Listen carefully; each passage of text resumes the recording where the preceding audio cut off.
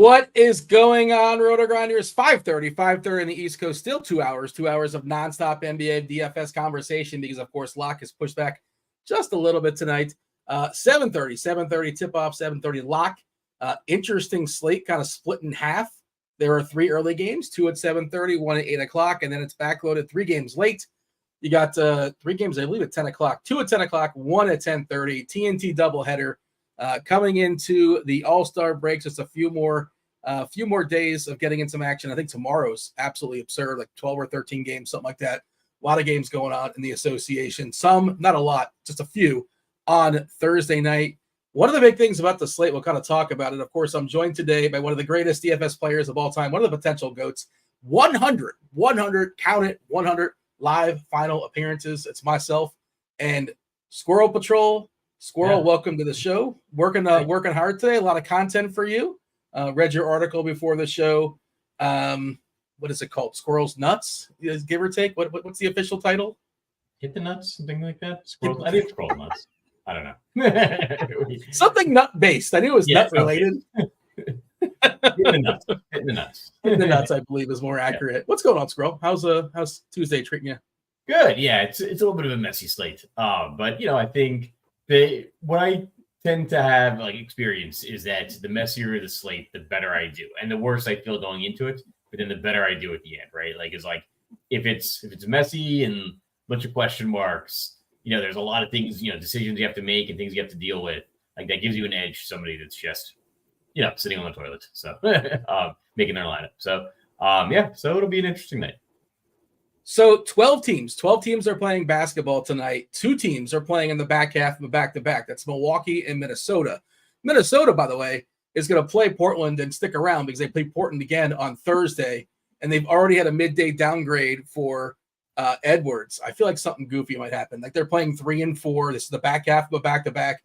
And the Blazers, I'm sure you've heard this, they're terrible at basketball. So we may see something goofy there, and I think we'll talk about that before we kind of dive into the game-by-game stuff. But I think overall lineup construction and just sort of being aware of what you're doing, you're certainly going to have potential swaps, but, try to put yourself in positions where you can benefit. And like you said, when it's sloppy, when it's murky, when goofy stuff happens, you embrace that. And the other part of the potential goofiness is that we have, I believe it's 7 teams in the front half of back-to-back. That's 8. Bad count by me. Boston, Brooklyn, Orlando, the Heat, the Kings, the Suns, the Pistons, and the Lakers. So I think it's just 2 teams that are on island games. And by the way, TNT game for the Magic. Shout out to the Magic. They're on TNT versus the OKC Thunder, who are playing their last game before the All-Star break. So maybe we see the OKC minutes pushed a little bit. Didn't play yesterday, don't play tomorrow, and it's their final game before the break. Just kind of throwing that out there. And of course, TNT, you get a little extra breather as far as the commercials. Does any of this stuff matter to you? Am I just throwing out nonsense? I think it matters to some degree. Yeah, I feel like the primetime games, the national TV games, generally the starters can go a little bit more. And I think you're probably less likely to see total nonsense. I think there's something in the rules for if it's a national TV game that that they file a real injury report, something like that. So yeah, I think it's better, if there's some primetime games. I pay a little bit of attention to that, but not too much. Shout out to Hoosiers Hang Banners, who took down the 25-cent tournament yesterday on Yahoo. There you go. Apparently it was a Wemby Giannis stack. Wemby ain't nobody doing it with blocks. Well, who did it with blocks? Wemby. Wemby did it with blocks last night. He dropped 10. They kept him in long enough there in the blowouts.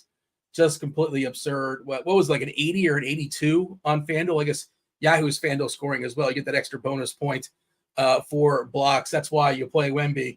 It made me think of Hassan Whiteside. I remember him famously saying, ain't nobody thinking of blocks. And then I started Googling. I'm like, where's Hassan Whiteside these days? And you know what? He's playing basketball in Puerto Rico. He's still doing his thing, 34 years old. He's teammates with Brandon Knight. So there you go. I know you were wondering, Squirrel. Yeah. What happened to Hassan Whiteside? And there you go. There's your answer. Remember him? Yeah, absolutely. I remember his draft stock dropped because he wore flip-flops to the measurement. And people were because they measure them in shoes. So why are you wearing flip-flops? And people were he's maybe we don't want to draft him that highly if he's not taking it that seriously or something like that. So I think he was like expected to be a first round pick and ended up going into the second round. But yeah, he was a FanDuel monster, right? Like he would get the blocks at 3 points each. It adds up. Yeah, I remember there was several red flag because what the Portland, I believe, drafted him, and like dudes don't look like that and play like that and get drafted in the second round unless there's something going on there. And like he was probably kind of sort of like an Andre Drummond, where like 25 years ago he would have been better, right? Just the way the game is suited.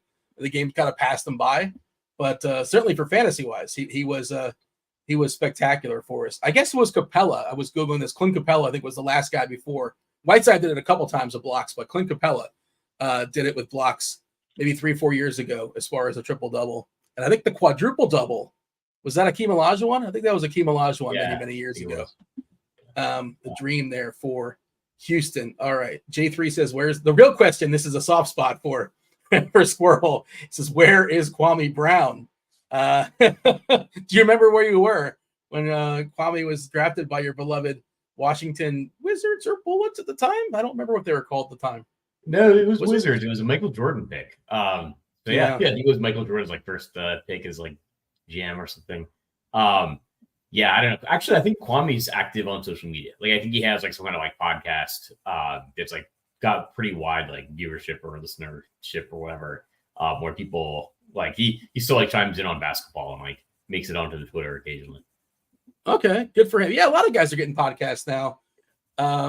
Pat Bev has one. I saw something last night where apparently did he end up doing? Do you know anything about this? He was apparently going over to Barstool after the game, and he plays tonight as well, and hitting some free throws. Did that actually happen? I know that was a thing. I don't know if you know. They had this whole thing with DraftKings. They had 41 free throws, and I know it was like alleged that he was possibly going to go make an appearance, but I don't know if that happened. I wonder if he did. And good. I mean, that's back to backs. He doesn't care. He's still going out of his way, and I think it was to Chicago, which isn't too far away from Milwaukee, I guess. But somebody let me know in the chat if he actually did make an appearance over on Barstool. Like DeMarcus Cousins has a podcast now. A lot of guys have podcasts. Gilbert Arenas, actually, speaking of Washington, he's got one that I think is pretty popular with I think it's with Josiah Johnson. I'm pretty sure that's the pairing. Yeah. But we can keep David's telling us in chat that Pat Bev did. So he played a game. Pat Bev played last night, and then I guess he drove to Chicago, which is what, an hour and a half from Milwaukee, give or take. I don't really know the Midwest very well. Hour and a half. And I guess he drove back. I don't know how long he stayed for, but and he's going to play tonight. And he's old too. Basketball old. But maybe dock him a minute or two because of that. He's tired. But there you go. Interesting. Took them 16 hours. So they had to fit 41 free throws in a row, I think. And they finally got there. I'm not sure how they came up with the number 41. But all right. There you go. Yeah, I did see the finale on the Twitter. They got a lot of buzz for that. We have our if-then posted, if-then stuff. Miami obviously is thin tonight. Porzingis is questionable. That's the kind of thing we'll probably know. We should know before lock. I sort of think Porzingis, this is the front half of back-to-back. I think Boston's going to kind of do their thing and rest Porzingis tonight, play him tomorrow, play Horford tonight, rest him tomorrow. That's just my guess. I don't know. Other injury stuff, Miami. Duncan Robinson, speaking of the Spurs, Duncan Robinson, he's got a shoulder and an elbow, so he's questionable. More importantly, they're without Terry Rozier for the foreseeable future. They're without Josh Richardson, so they're thin as far as guards and wings as well because Jimmy Butler is also out this evening. I think he's out through the All-Star break. Taking on the Bucks. The midday downgrade for Anthony Edwards. Again, that's a late game. The Blazers are always doing goofy stuff. As of right now, Scoot is questionable. Brogdon is hurt. Who could have foresaw that? Who could have seen that coming? Maybe they should have. I won't go on my rant. But they should have traded him. Look how bad that trade looks now by Brogdon and Robert Williams. Good job there, Portland. Trey Lyles is questionable. Midday downgrade. Duarte is available. Not sure if Thad Young is available for Phoenix. Not sure if that matters. And Detroit's, do we know if like Malachi Flynn and Fournier, those guys are available? And does that matter? Probably not. Beef Stew is out. And of course, the Lakers are doing their thing, and they always do. Davis and LeBron are officially questionable. Now, this is the front half of back-to-back for them. And I think they play somebody terrible tomorrow. I could be wrong. I meant to check that out. And also Dinwiddie's available too. They signed Spencer Dinwiddie. So what is your strategy? What is the plan as far as we're not going to get news of Minnesota, right? Before the first 3 games are played, I don't think. Is that fair to say? Yeah, I think so. Yeah, and so that makes it really a mess. I actually was kind of thinking that I wanted to be, because I think the Miami guys are the ones that are showing up, really on both sites as like the really popular value pieces. I don't love that. I'm kind of interested. Glad I'm doing the show with you. Get the Miami insider take. But I don't know. My thought process was maybe go underweight the Miami guys because like maybe the Lakers do decide to rest like one of their guys, or there could be some shenanigans. I was thinking it was going to be Los Angeles. It turns out it's probably going to be Minnesota. But yeah, I think they actually had 2 midday downgrades with Anthony Edwards and Jaden McDaniels. Scoot Henderson also questionable. Trey Lyles, on the Sacramento side, got downgraded with, I think it's an illness. That I think, it's maybe a little bit more likely that he plays. Whereas like the Minnesota thing, like especially going up against Portland, I think the line's like smaller than you would think against Portland. Maybe an indication that Anthony Edwards is going to sit. But then with Jaden McDaniels also being questionable, it's just a mess. I'm leaning towards building basically as though Anthony Edwards is going to be out. Trying to go underweight the Miami guys and get 2-hour break between that 8 o'clock game and the 10 o'clock games. Probably, just rebuilding everything in that time. And, depending on whether Edwards is in or out, but like kind of assuming that Edwards is going to be out. What do you think if Minnesota was fully healthy? What do you think the fair line would be? Minnesota at Portland. I have the line. So like what do you think it should be if it was like Minnesota at Portland, everybody's healthy? What's the line be? I would say probably like 10 points. Like maybe double digits. It's 8. Yeah. So just gets your point. Differentials and stuff and figure that out. But with it, like off the top of my head, probably 10. Yeah, to your point, Minnesota's favored by 8. I kind of feel like they're going to rest at least somebody. It's the back half of a back-to-back. It's Portland. It's the middle of 3 and 4. They play Portland again on Thursday. And also my thought in the Lakers is they play tomorrow, one of the toughest back-to-backs in the league. It's not Denver, but it's Utah. Utah's a tough place to play a back-to-back. I think we might see some stuff in the Lakers tomorrow. I will be looking for a middle of the night line on Utah if I can find one. If one is posted and it's like not clearly baked in that somebody's sitting, but I feel like there's a good chance one of LeBron or Davis sits tomorrow, and I feel like they play tonight just to get the W versus Detroit. Take care of business versus the Pistons. My guess, and they tend to play right when they're questionable. And like you said, we have 3 games late, and the Edwards stuff. You can sort of adjust and kind of figure it out. Yeah, Hoosier saying Banner says maybe Conley rests. Is Conley not official? I thought I saw him like questionable in lineup HQ.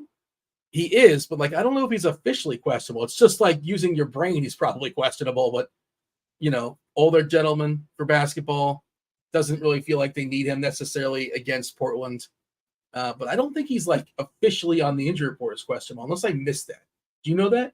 I don't think he is listed as questionable. Actually, I in my article, I didn't have him listed as one of the questionable guys. Yeah, it's interesting. I'm looking at like the player props. So there's a player prop up there for Mike Conley. Sometimes that's a little bit of an indication. It's interesting to actually have players like props up for like Edwards, Towns, Conley, and Gobert. Sometimes they pull. Sometimes when somebody's like questionable, like they'll have Anthony Edwards, but not anybody else on his team. Anybody else? Yeah. Because you can get an edge on the other guys, but like if the guy is questionable plays, there's probably no edge there. Correct. Yeah, that's I always look for that as well, and I agree that is a pretty good tell. In my sports book, I can bet the other guys for what it's worth. I can bet Gobert, McDaniels, Towns, and Conley, and Edwards as well. So they are listed on the Hard Rock, the only one I have available here in Florida. Okay. Other players that we're monitoring, anything else of note before we kind of dive in and do the game by game deal? It is interesting that I ran some optimal stuff, and there are some uncomfortable names. I always say add a little bit of bells, add a little variance and all that, but currently the player that's projected in most of my, most of my lineups on DK is Jonathan Isaac, which is a player I just never feel comfortable playing. But, we do live in the world of a salary cap, and, he is cheap, and he should eke his way to, what is he projected for, like 18 points or something like that? 19.66 at 3.4K. And on FanDuel, right, you think Jonathan Isaac is bad on DK. Do you know who's projected well, it's 50. He's tied with somebody else. Bradley Beal's one of them. Who's the other person that's hitting 52% of my FanDuel lineups? Troy Brown? Yeah. Yeah. And he was in your article. I saw you wrote him up as like bench squad. You had to find somebody off the bench, or was that the term? I know bench. Yeah. Yeah. Bench mob. I think, yeah. I don't know. I don't. There's at least some uncertainty with Troy Brown that I view in a positive way, right? At 3,600 small forward, I think he's like 3,000 on DraftKings. I don't know. You can do worse. Like if you're, I say, like if you're gonna swing and miss, like swing and miss cheap. So yeah, and they're playing Detroit. So I don't mind, using a lot of Troy Brown at least in the beginning of the night and seeing what happens. Like in that Troy Brown maybe as a roster spot, they becomes somebody else, like with Minnesota. If there's shenanigans with Anthony Edwards, it could be like could be looking like some Kyle Anderson. So which is so much more comfortable, right? Yeah. So yeah, we'll see what happens. But actually, as ugly as it seems, I do not mind the Troy Brown call today. Yeah, it's a revenge game for him too, right? Didn't he have a cup of coffee with the Lakers? I feel like he did. I don't know how eventful it went, but yeah, most recently with Minnesota, which is so weird because I was actually thinking when Anthony Edwards got listed as questionable, my first thought was, oh, Troy Brown. And I still like Troy Brown, but he's no longer on Minnesota. But yeah, revenge narrative against the Lakers, as well as Washington and Chicago, and I think that might be it. Minnesota, Lakers, Washington, Chicago, Troy Brown. Speaking of revenge, Daniel Gafford confirmed vengeful. I just think it's a good spot for him in Dallas with Luka Doncic. I mean, like if he might end up kind of like looking like a star. I still don't mind the trade for the Wizards because they got a first round pick out of it, and he's probably not really a star. He's just got a really good situation playing with Luka. Like he's going to catch those lobs, and he's a player Dallas can use. So it might be a good trade for both teams. Yeah, Dallas is interesting. I think that I felt like they overspend for PJ Washington as well. And do we really think Dallas is going to make a run in the West? Probably not. But I think part of it is Mark Cuban is, I'm going to be gone in 3 or 4 years anyway. So what do I care? I don't care about the 2030 draft pick. Let's screw it. Let's just go for it. Why not? I think that's in play. Because I don't know. Did you feel like they gave away a first rounder for PJ Washington? Really? I wondered if owners think that way, even as they age, right? Try telling because you say there's a factor Abe Pollin owned the Bulls, right? Be like, oh, we're trading our draft picks in 10 years because the owner is 80. We're like, yeah, what is he?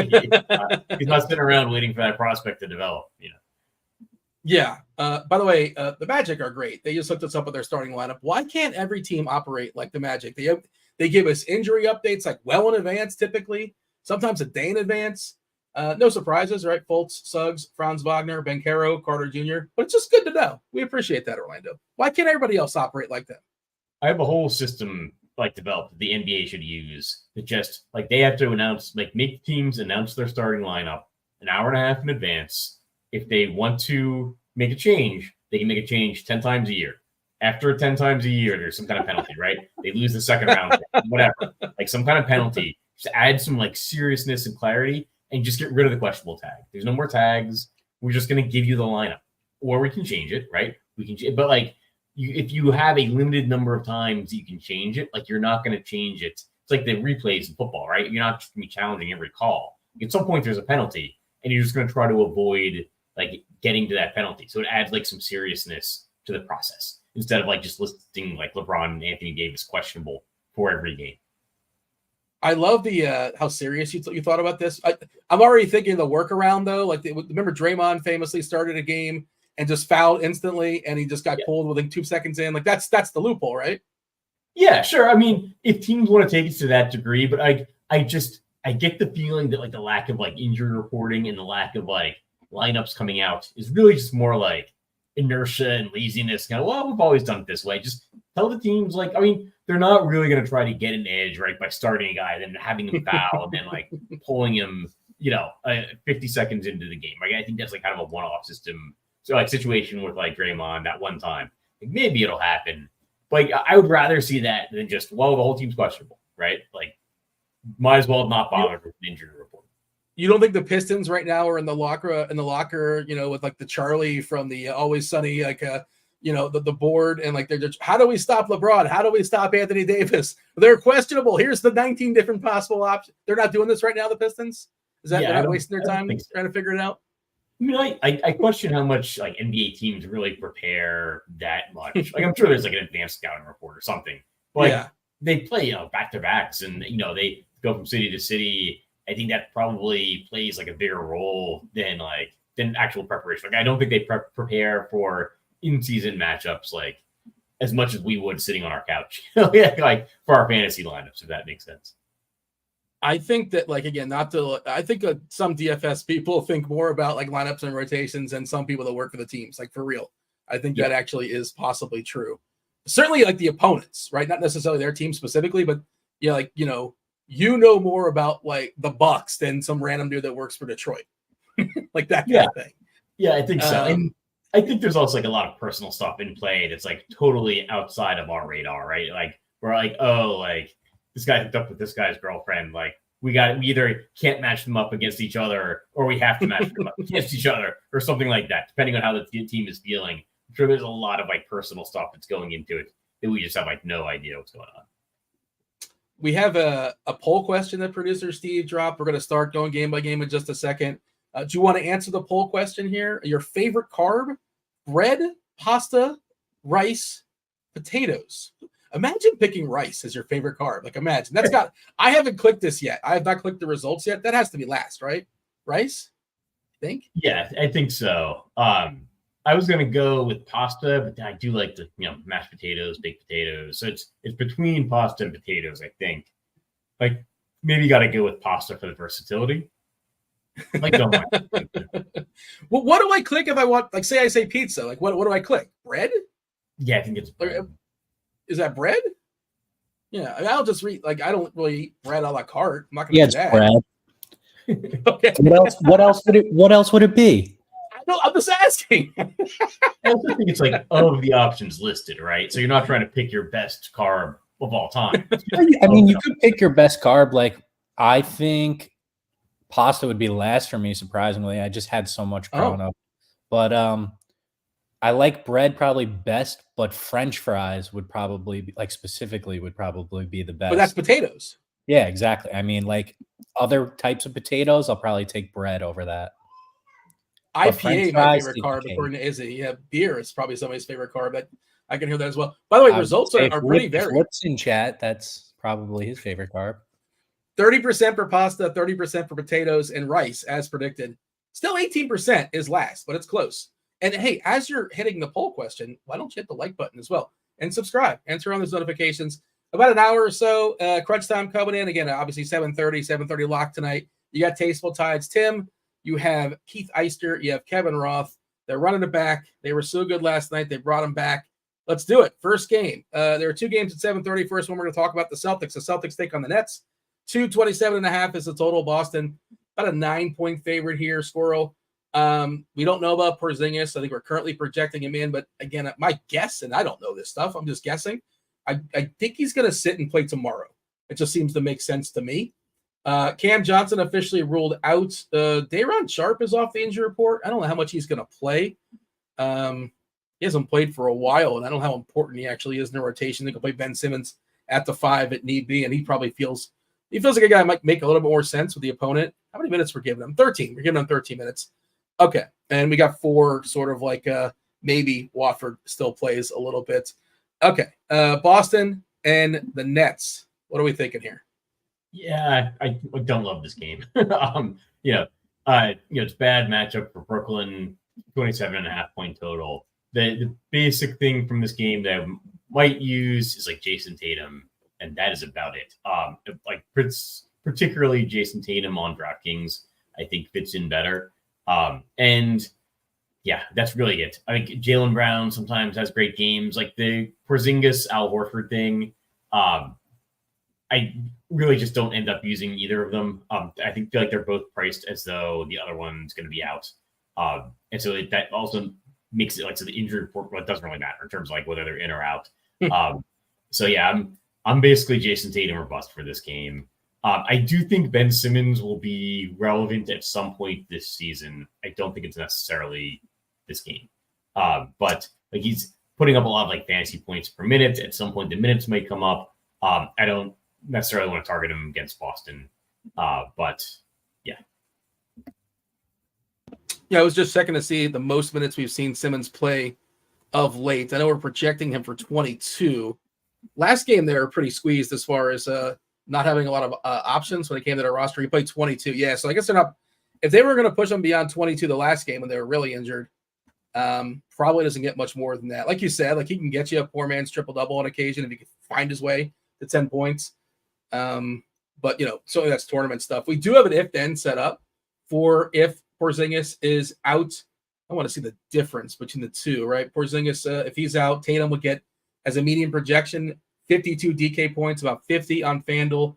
Horford would be projected for 31, basically on both sites. Those will be both positive DK values, positive FanDuel values. That's it for the FanDuel values. Jaylen Brown, Derek White, they will both be slight DK values. Drew Holiday, playable on DK, not as much on FanDuel. Sam Hauser would get, I guess, the most meaningful bump to 26 minutes. Pritchard 17, but Hauser still wouldn't really look great. As studs go, I guess you have Tatum, Tatum versus LeBron versus Sabonis versus everybody else, all the studs. Is he on the podium or he's not even top 3 for you? Jason Tatum, I think on DraftKings, I think he's on the podium. I guess like that, yeah, I think like small forward is maybe a little bit thinner now. Anthony Edwards is potentially going to be out. So yeah, I like Jason Tatum on DraftKings. FanDuel probably, I forget what the price difference is, 9,500 versus 10,200 on FanDuel. Power forward's like too crazy for me. 9,500 at small forward on DraftKings. I think that's definitely in play.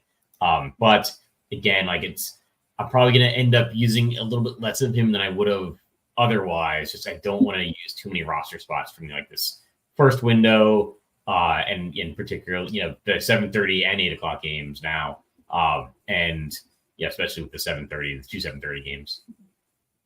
Is that possibly the key to the slate? Just being patient, backloading, and hoping stuff falls to you. Now it might not, but you're going to still have options. You still can make like usable lineups, but maybe things crack your way. Is that basically the hope? I think so. It sounds like that's one of the big angles tonight. I think with like 150 lineups, I think what I'll do is I'll have some solo Jason Tatum lineups.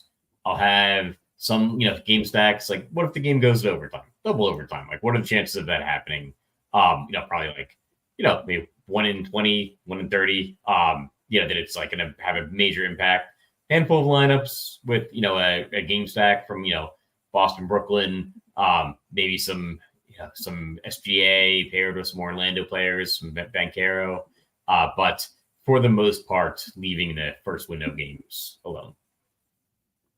It's Fat Tuesday. I didn't realize that. Happy Fat Tuesday, this girl. Did you celebrate? Do you partake? Have you ever been to Mardi Gras there in the down there in New Orleans? Yeah, I've been there once. Oh, probably like 20 years ago. Yeah, same. Yeah, it's fun. It's eventful. Yeah, it's eventful. I guess actually I've been there for some live finals. I think about it, like where I kind of didn't realize, but I think it was like maybe after Mardi Gras or like I think it was after Mardi Gras. But they still had like some floats going around for stuff. I guess maybe it was Mardi Gras. Who knows? Yeah, I feel like it's something, do it at least once. Do it at least once. To cross it off.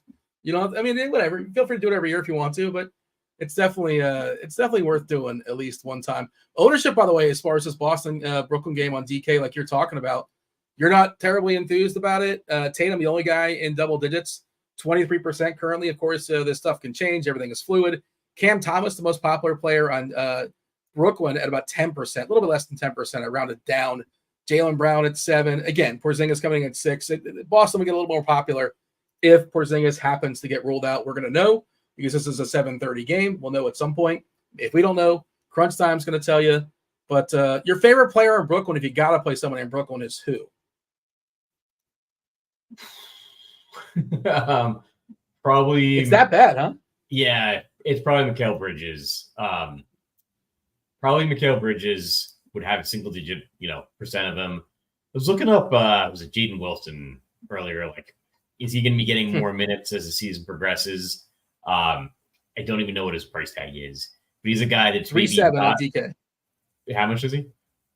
3.7 on DK. 18 minutes projected for what it's worth. Yeah, I don't think that's terrible. I just, again, like if it was in the later games, I'd be maybe playing a little bit more Wilson. I think comparing him to like the Miami value, like it's not as bad a comparison as the ownership is going to hold, right? But yeah, it really Brooklyn's one of the teams that I'm leaving alone for the most part. All right. If I didn't say it, Cam Johnson ruled out. Yeah, he was expected out. Otherwise, they're pretty healthy for Brooklyn, and that's part of the problem. Even getting Daron Sharp back, that's basically the only player, Cam Johnson being out. So it is kind of a cluster. They did get rid of, Dinwiddie as well, but there's still plenty of bodies for the Nets. Not a great matchup versus Boston either. Let's move on. Let's talk about the Thunder. The Thunder at the Magic. 223 is the first half of the TNT doubleheader. Somebody in chat reminded me, good point.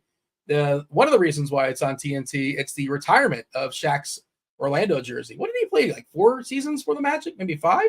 I guess he played long enough to get his jersey retired. Is there anybody else in the Magic that has their jersey retired? Is he the only one? I wonder if there's anybody else. Who else would it be? Dwight Howard? Maybe Dwight Howard. Right? Oh, yeah. Dwight Howard. Dennis Smith?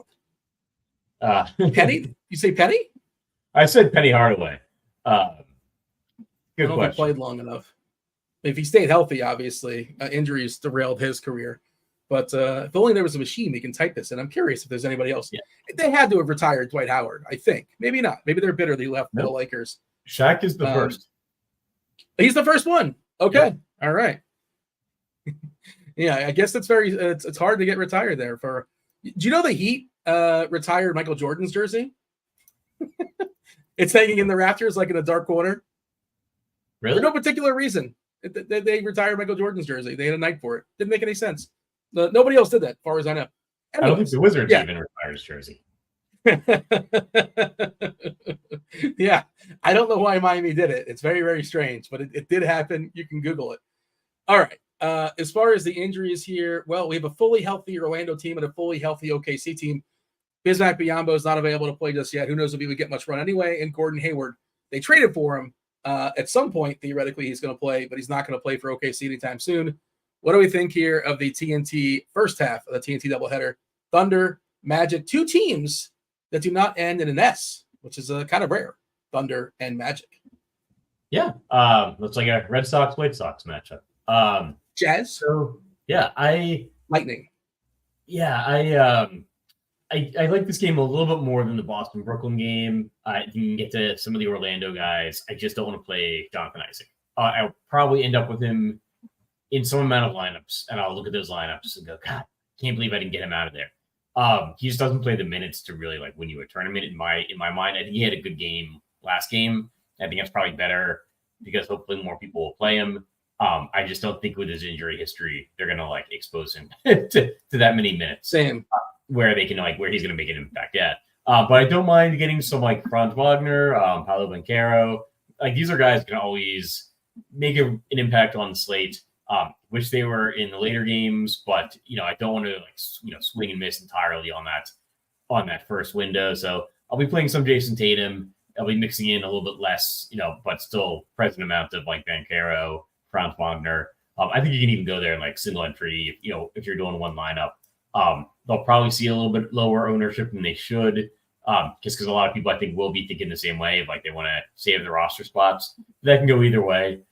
So like the Orlando guys a little bit more than the Oklahoma City guys. We'll put in a couple of game stacks and 115 lineup sets of Banchero, SGA. I think that makes sense to do, but still not a game I want to have a ton of. By the way, every once in a while I get one right. Zinger officially ruled out. No Porzingis for Boston, and our projections are on top of it. They've already updated. So shout out to the projection team. They were ready. They pounced.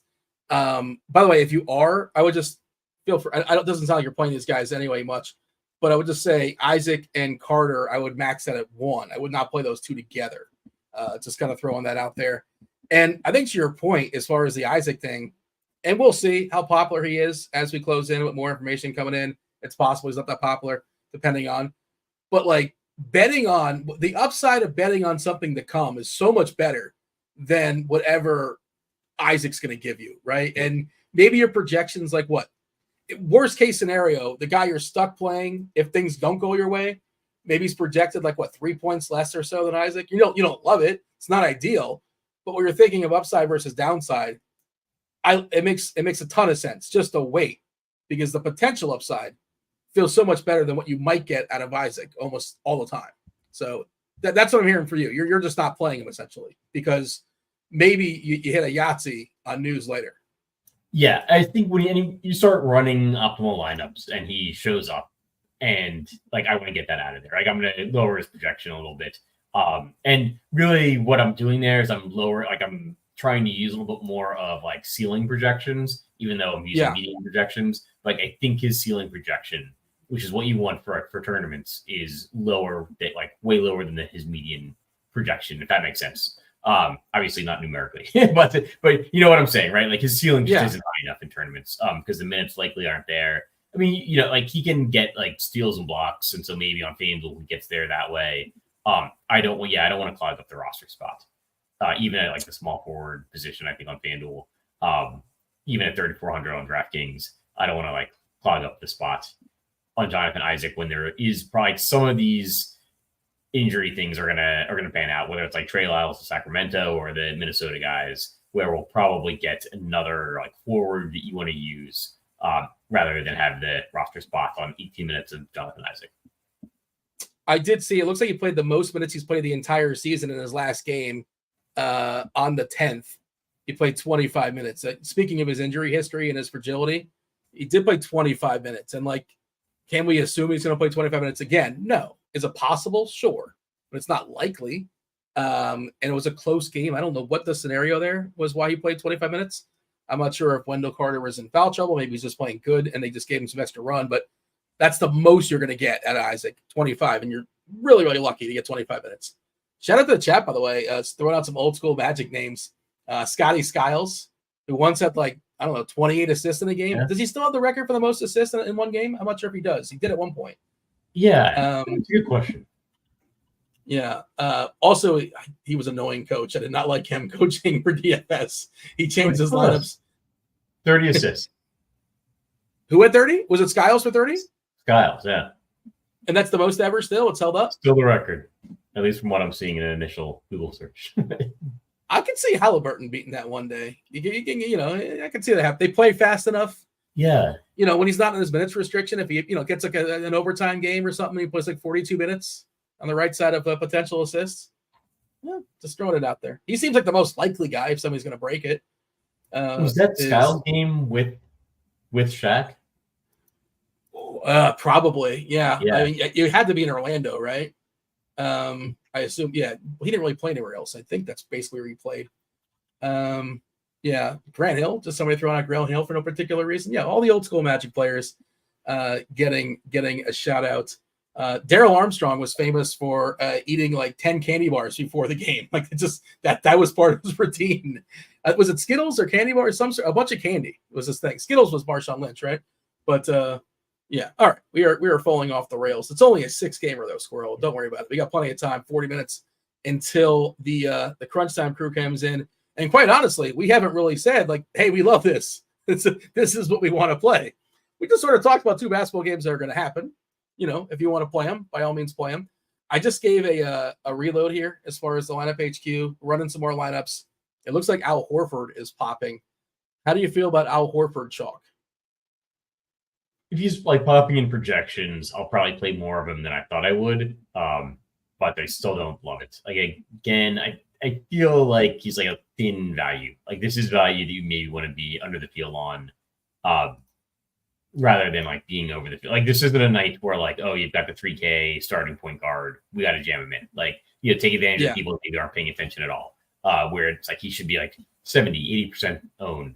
Al Horford, like we've seen this before. This is a recurring, repetitive thing where like Porzingis sits, Horford plays. So it's not like he's not going to be like the screaming value of like an unexpected injury. Like he's kind of priced as though Porzingis is going to be out. So yeah, I don't know. I'm gonna try to like be a little bit under the field on these early thin plays. Yeah, Al Horford, yeah, 5,200 on DK. He's going to be really popular.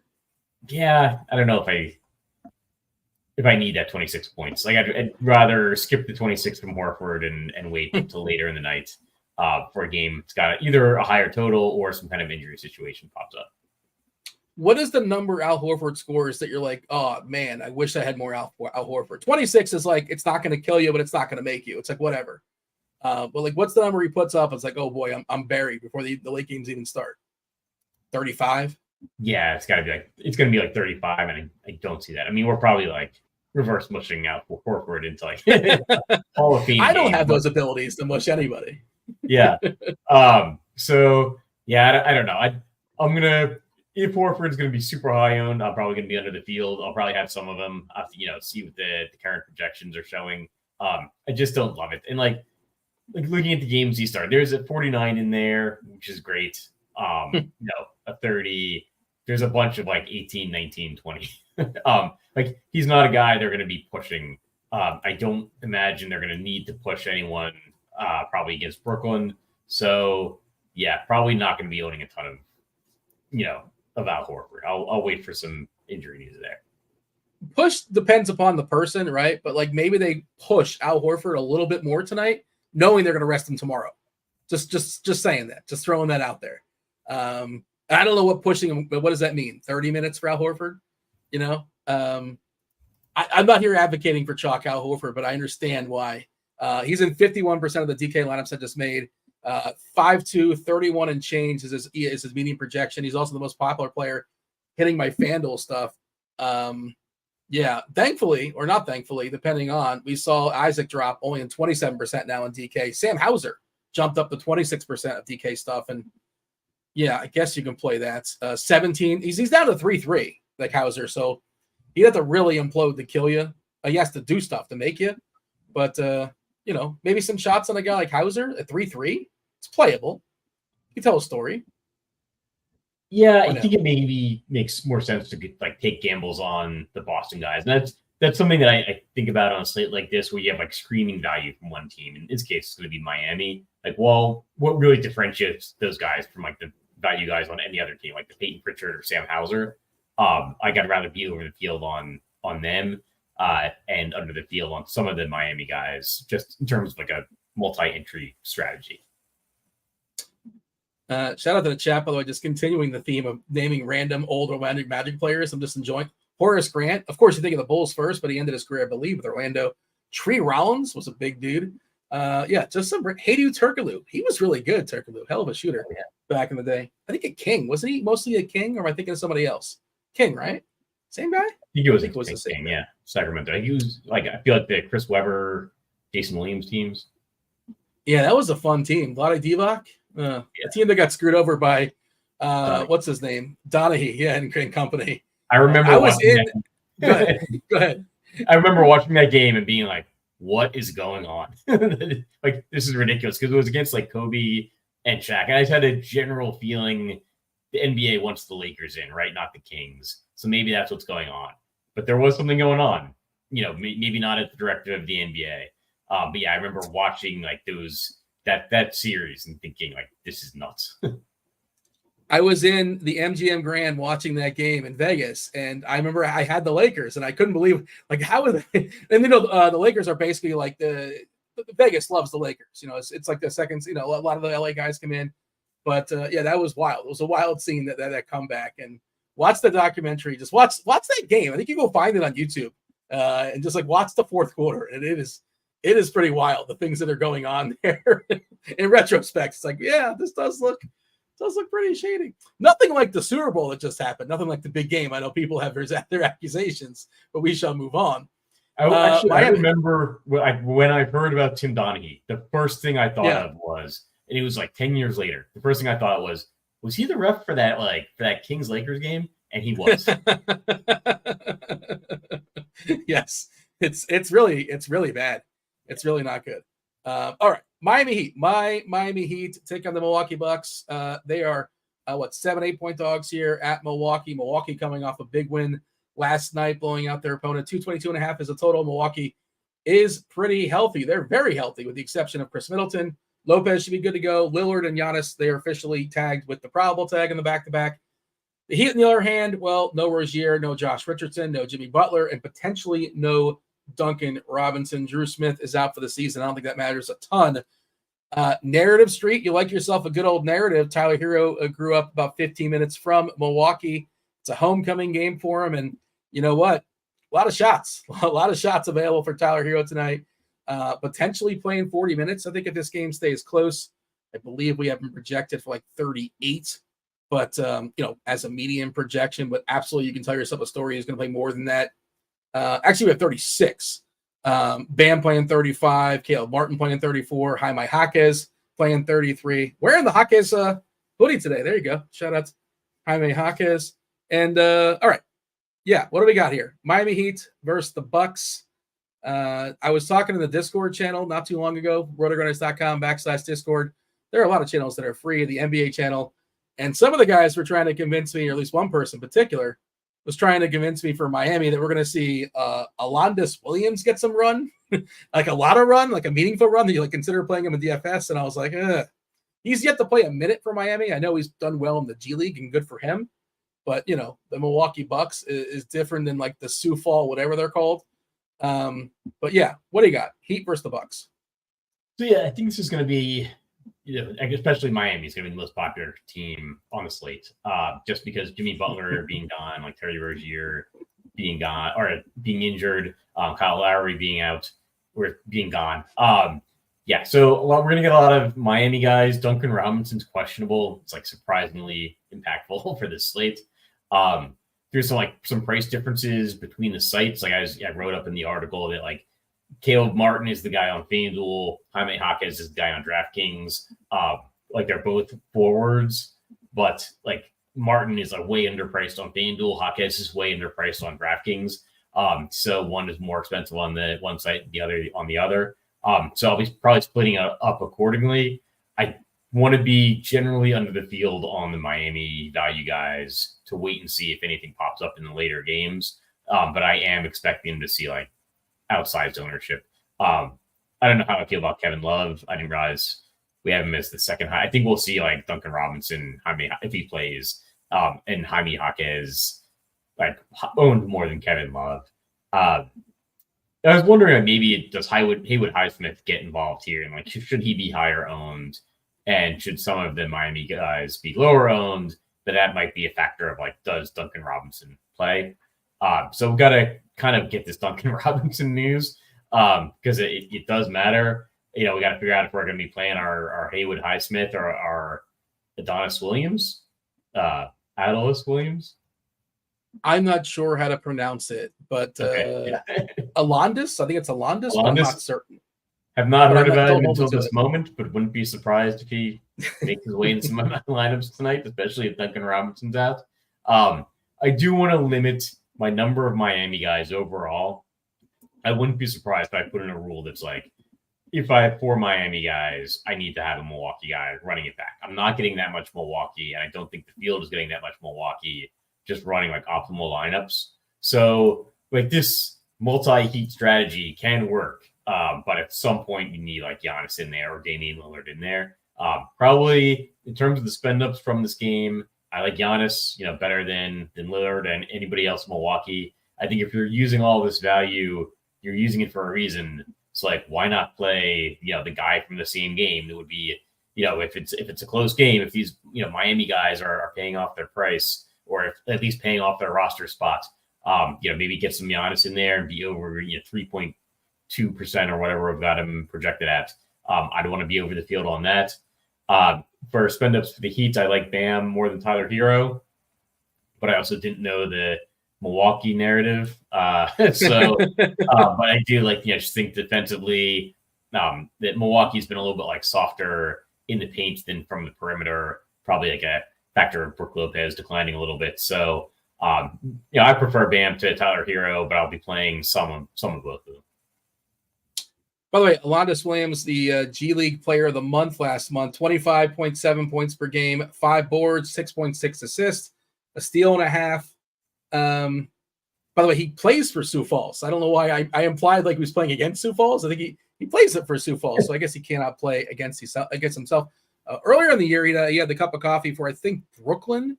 I think he played like 5 minutes in the NBA this season. I want to say for Brooklyn, for somebody. But he's yet to play a minute for Miami, and he may not play a minute tonight. I don't know. He may get some run. I have no idea. They are pretty thin as far as guards, but they got Hero. Bam can run the offense if need be. Hawkins can take the ball up the court as well. So it's interesting. We have 0 minutes projected for him, and we also have 0 minutes projected for him if Robinson's out, which I think is kind of surprising. Then somebody else put more thought in this than I did when it comes to the minutes and all that. I think a decent chance he gets some run. I'm not advocating to roster him, unless you're telling the story that like Milwaukee just shellacs Miami. We do have the if-then stuff, and Haywood Highsmith would play, according to our projections, 30 minutes if Robinson doesn't play. And, Squirrel, we talk about, minutes equal money, not all minutes are created equal. Haywood Highsmith, his minutes are created really, really poorly. On the season, Highsmith, as far as his usage this year, 12%, 0.67 DK fantasy points per minute. So he's still like a 16-point median projection guy against Milwaukee. Still not great, like usable. Right, you catch him on the right night, he can eke his way like 22, and that could be usable if like a guy like Giannis puts up 80, and that's how you get him. But just sort of interesting. Bam and Hero are the clear winners, the two guys you want. This game stays close; they should shine. I like Hawkins as well. The Love thing, I don't feel great about, but he's like he's fine when it comes to scoring points, but how much can he actually play? Is it possible they play Love alongside Bam? Is that something we might see? Maybe. I don't know. If Robinson doesn't go, could Love start the game along next to Bam? I think that's possible. Giannis and Lopez are pretty big on the other side. Curious what they'll do, but I mean, you want to, if you're trying to say, "Oh, I'm the Miami guy," I don't know what's going to happen, man. And Spoelstra in-game stuff, like he's a good coach, and a lot of times, like, well, who's playing well and what's working, and those kind of things you really can't predict, right? You can guess, but it's just a little bit more fluid, and we have median projections, but it's a tricky rotation on a tricky team on a tricky night, and we still don't know about Robinson. What about Robinson if he plays? Do we like him? I think so. Yeah, I think you like Duncan Robinson if he's playing on both sides. I think he's well priced. I think I should clarify my Haywood Highsmith take. He is 4,500 on FanDuel, and that is a tough ask for his production. And it's a big difference from the 3,200 on DraftKings. I think if Duncan Robinson is out, then Haywood Highsmith at 3,200. If you're assuming he's probably going to be getting minutes, probably not doing a ton with them, but I think I would get there way more at 3,200 on DraftKings, hit at 4,500 on FanDuel. In terms of Duncan Robinson, yeah, I mean, I think you got to get there. Like he's 4,200 on DraftKings, 5,000 on FanDuel, but he feels like small forward on FanDuel, and you got to play two of them. And it looks like Jaden McDaniels is questionable now. I probably will get to as much Duncan Robinson as anybody on Miami if he's playing. Scoring opportunities should be there. So, yeah, I mean, it's tough to discern what's gonna happen here, but I'll be playing some Duncan Robinson if he's in. In the chat, Don Yeezy says he thinks Jovic might start. Yeah, Jovic could start. He might be the favorite to start, actually. Now, there's no guarantee he closes, but he might start if we lose if we lose Robinson. The other thing is, when do we think that we get that news, right? They're not obligated to give the starting lineup until a half hour before. So right at 7:30, right at lock, are we getting Miami news? Is that how that's going to go down?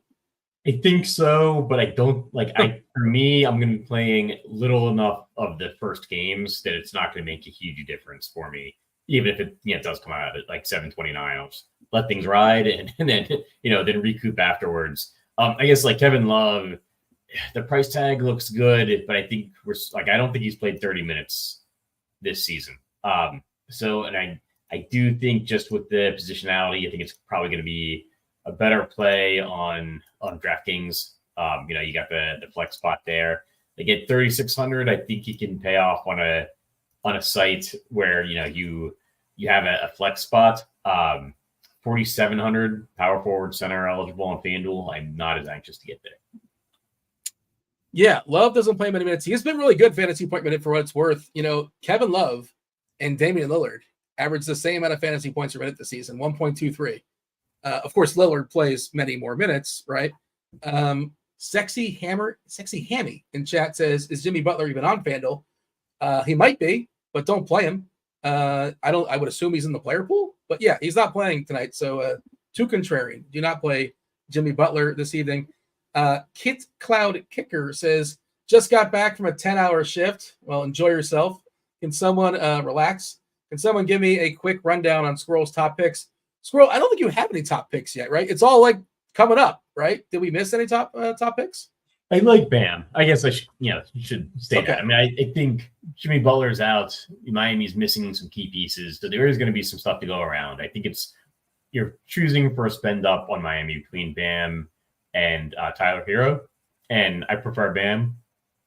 I think if you have some guys you have to play at like Bam's position or salary, and you want to go Tyler Hero, I don't think that's crazy. I prefer Bam, and then the other guys that I like are basically in the in the later games. All right, let's talk about them then. 10 o'clock, we're talking about the Kings and the Suns. 245 is the total, 5-point line. It's high.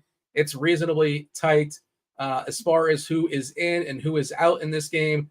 We're looking at Trey Lyles, midday downgrade, had the fish. He is ill. Duarte is available. Vezenkov is going to be unavailable for like a month or so. And Phoenix is perfectly healthy. I mean, Damian Lee is out, as is we don't know about Thad Young. I don't even know if it matters or not. Oh man, my camper just got funky on me. I don't know if things has changed for you, but I just lost my side monitor. We're gonna power through, Squirrel. And all right, hopefully we can get that fixed here on the fly. But I will throw it to you. Kings, Suns, certainly some studs here on both sides. Sabonis, Fox has not been very stud-like of late, but certainly in theory he can get up there and drop 50 or 60 anytime. Booker, Durant, and even Beal. Beal's had his moments too. Your thoughts when it comes to the Kings and the Suns? Yeah, so I actually do like getting to this game. I think it's got the highest point total on the slate. You've got some guys you can spend up on here. Like if you're playing a bunch of Duncan Robinson, Caleb Martin, Jaime Jaquez, like you're playing them to get money to spend somewhere. You could do worse than taking a couple guys from this game and hoping that it's a close, competitive, high-scoring game. I do like De'Aaron Fox. Like wrote him up in the article. Like he's had 4 bad games, but it was like 10 days ago. He was putting up 60 points. 60 fantasy points in a game. A lot of that came with 5 steals, which isn't going to happen all the time. But he is at his cheapest price on DraftKings. He is significantly cheaper than he was on FanDuel. I think he was like 10,400 or something on FanDuel at some point. Maybe he's hurt or something like that. It's a possibility. I think he's probably just had a few bad games in a row. And I think we can roll with it against Phoenix. What should be a competitive game. Of the spend ups, like on the Phoenix side, I like Devin Booker. That would be probably my first choice. Then probably want to spend up to get to Kevin Durant. Then Bradley Beal. On the Phoenix side, or on the Sacramento side, I like De'Aaron Fox better than Sabonis, but wouldn't really fault you if you wanted to go with Domantas Sabonis either. I do like playing some Malik Monk, particularly on DraftKings. I think he's a much cheaper play on DraftKings. If De'Aaron Fox isn't having a good game, there's a chance that Malik Monk is, but I don't think you have to like X one out if you're playing the other. I mean, they could both get there potentially because Monk's coming off the bench. They're going to overlap. So it should be fine to play them both. Prefer Fox, but obviously if you need the money, you're going to drop down to Malik Monk. Do you do the herder rule with Monk? Max one of those two? One of Herder or Monk? Yeah. I feel like they've been overlapping. I've seen them overlap. Like I like to do that when like one comes, like there only one is going to be on the court at either time. I guess the idea is like only one of them will close. I'm probably not getting enough of Kevin Herder anyway that I need to like set a rule like that. Like there's maybe a 1 in 150 chance that both Herder and Monk get there. So I might have them overlapping in one lineup. Miami helping us out, or not helping us out. If you wanted the news to come later, Duncan Robinson officially in. By the way, Woe was just saying the Knicks are filing a protest for they're disputing that loss. Was it last night? Did you see that horrific call on Jalen Brunson at the buzzer? Dude had to like catch a cab or like catch a flight or had to go to the bathroom. I don't, maybe, you know what? I bet producer Steve has a thought on this. I bet he can get us the clip because he's a New York fan. Did you see this play, Swirl, or no? I didn't see the play. I saw something like on ESPN about like refs admit mistake in final minutes of mistake or something like that. I didn't see the play itself. So yeah, I'd be interested to see it. I always find it weird that there are these like horrible game-changing calls that happen and then everybody just moves on. like there wasn't a huge impact there on the game. But yeah, good for the Knicks for filing the protest. They won't do anything. But nothing will happen. Like nothing's gonna happen. Like if you bet New York that you're not gonna like get a refund. There's no at FanDuel Sportsbook void. Like that's not gonna happen. It's not gonna work. I'm sorry. That's a better, like, people should have like an outcry for a void in that case, right? More so than when someone's injured. Like oh well, he only played 3 minutes. Like, well, the under is there. Like when it's like here you go, flying call, yeah. Watch the screen. Steve's going to show you. Watch how horrific this is. Tie game. 8 seconds left to go.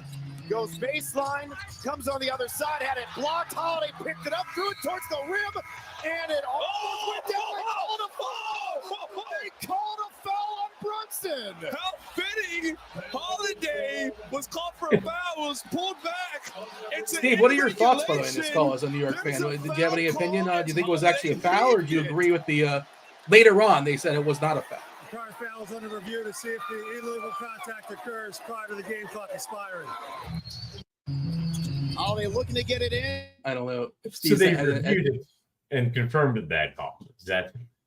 Well, later on, they have like the pool meeting with the referees when the game's over. I guess there's like kind of pool meeting. I don't know what they officially call it, but they said, "Yeah, our bad." Yeah, they said that they had the wrong call after. But did they reviewed it and did New York actually have a challenge? They said no, it's going to stand. Did they actually challenge that? I wasn't watching. I didn't see it until today either. Although my group chat with my friends was going crazy. I'm sure. Yeah, that was one of the more egregious calls. Just pretty terrible, pretty awful. But but Durant, did you say Durant versus Booker? Do you have a lean? I never really know. Squirrel, is it like lineup construction? Is it like a 51-49? I never know who the better play is amongst those two. Do you know?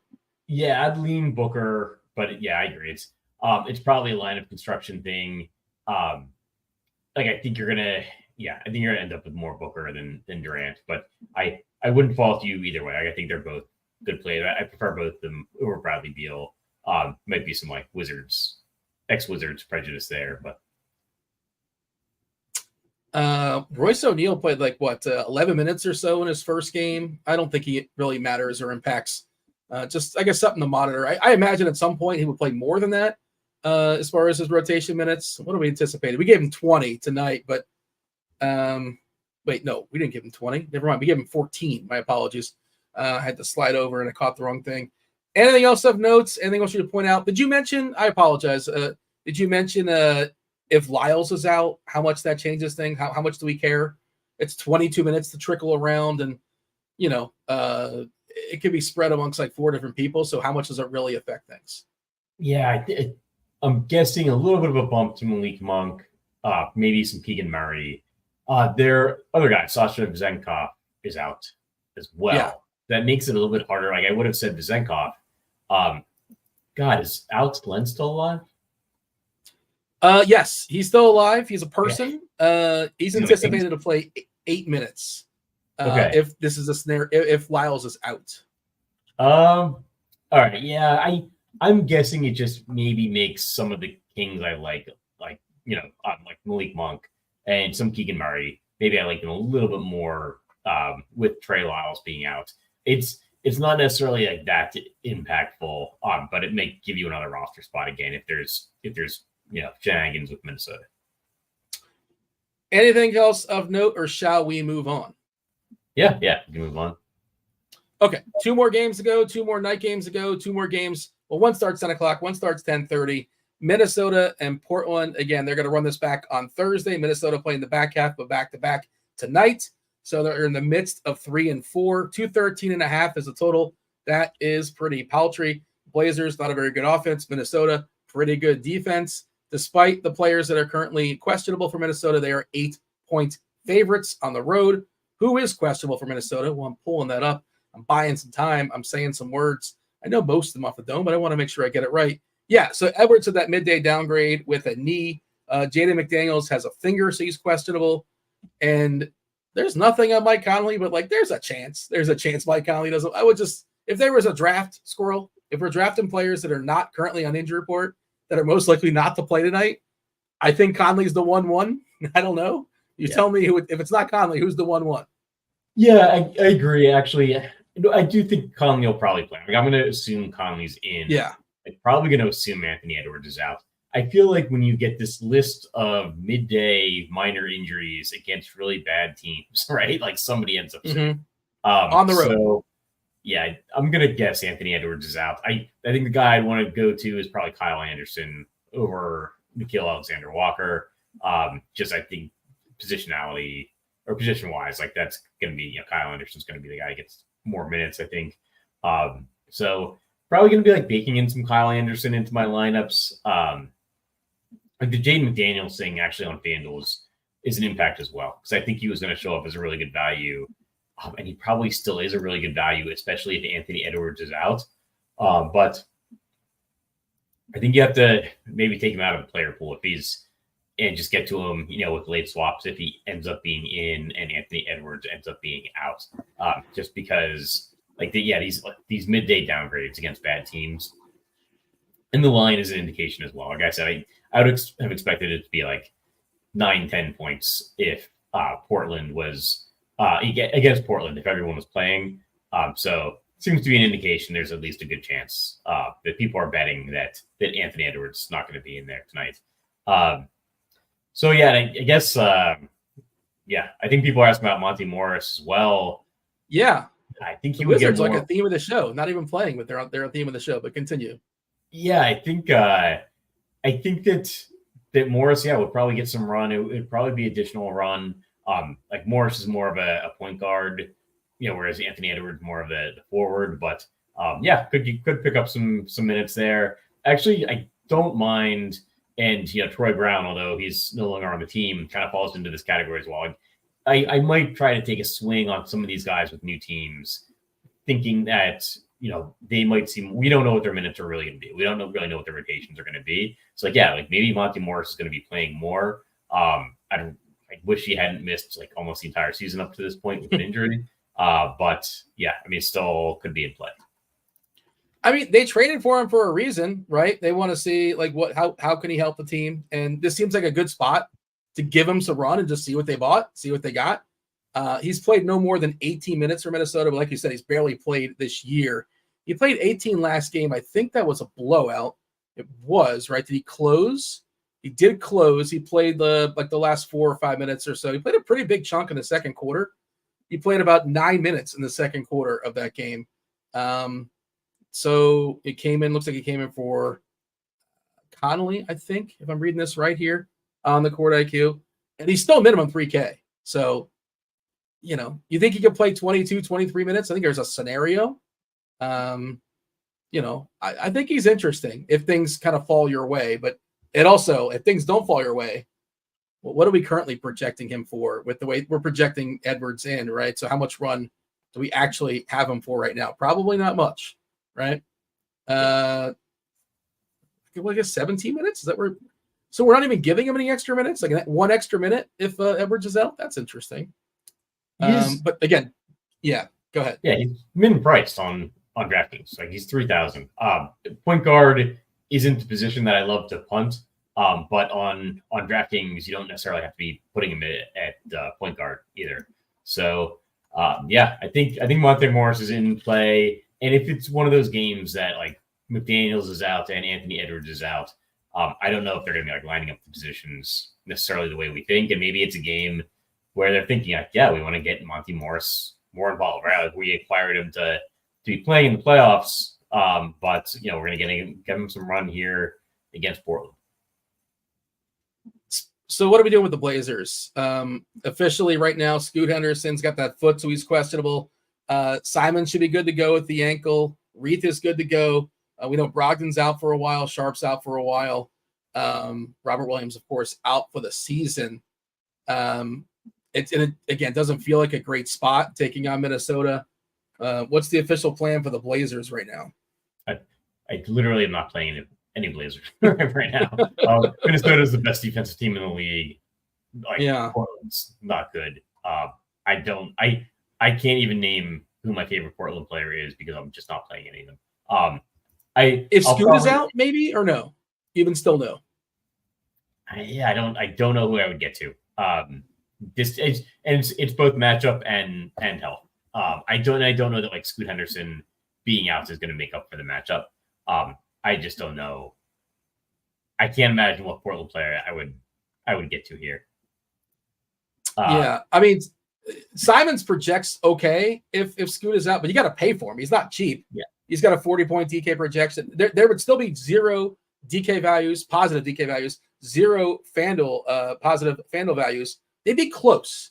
Simons and Jeremy Grant will be close. But like you said, I don't really like the environment. I don't like the matchup here versus Minnesota.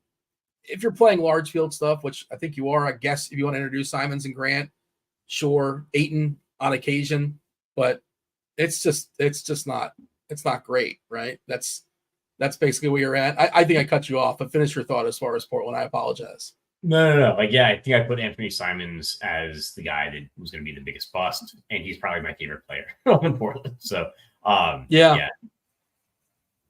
Typical DFS player talking out of both sides. That you want it both ways, Squirrel. Was that?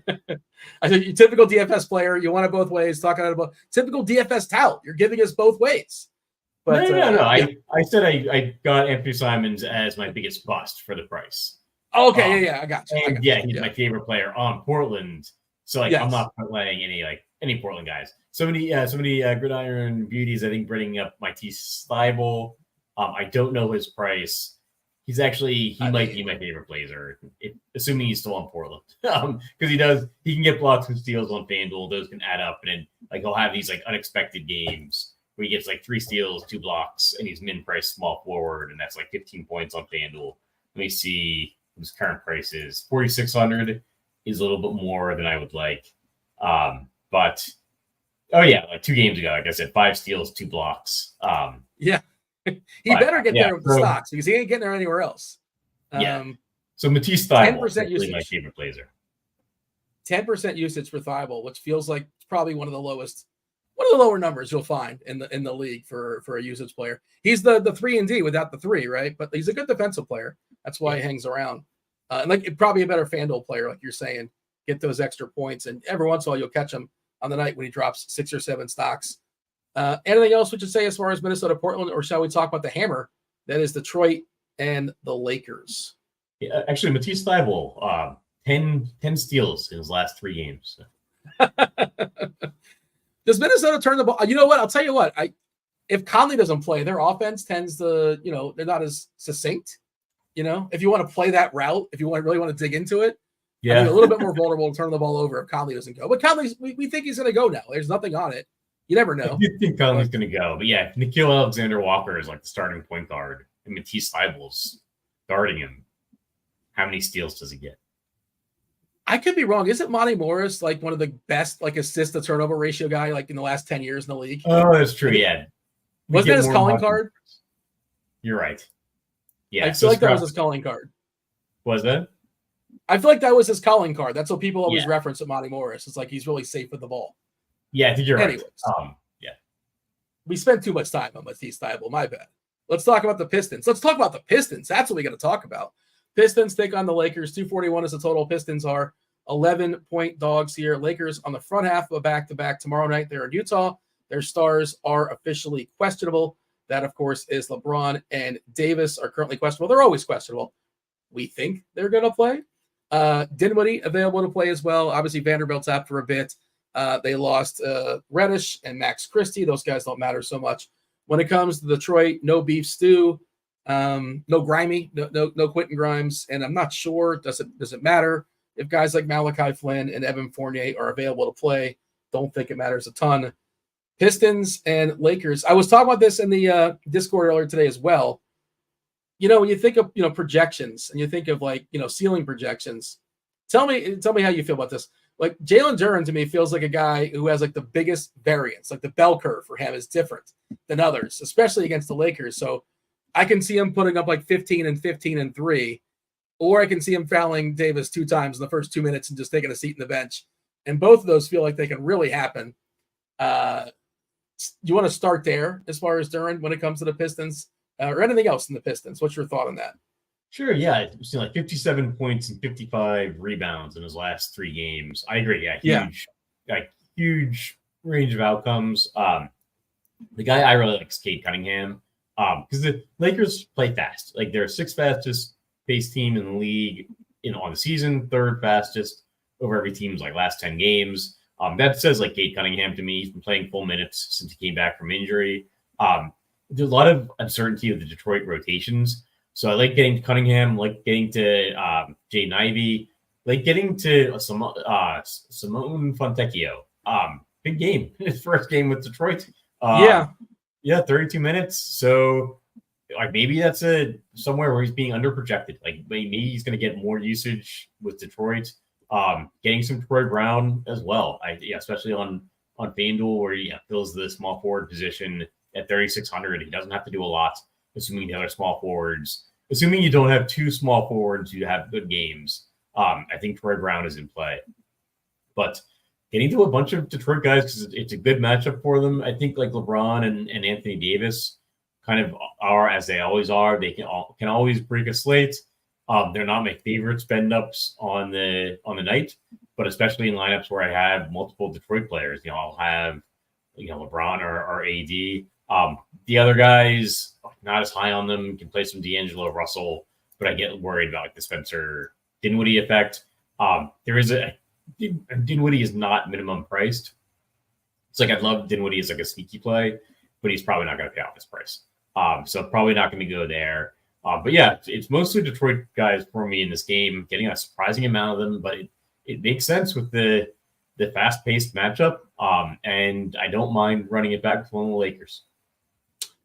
The Fontecchio thing, I'm just wondering how chasey that may or may not be. He did end up closing once he came in the second half against the Clippers. He didn't leave. He played almost 32 minutes coming off the bench. Really hard to do to play 32 minutes coming off the bench.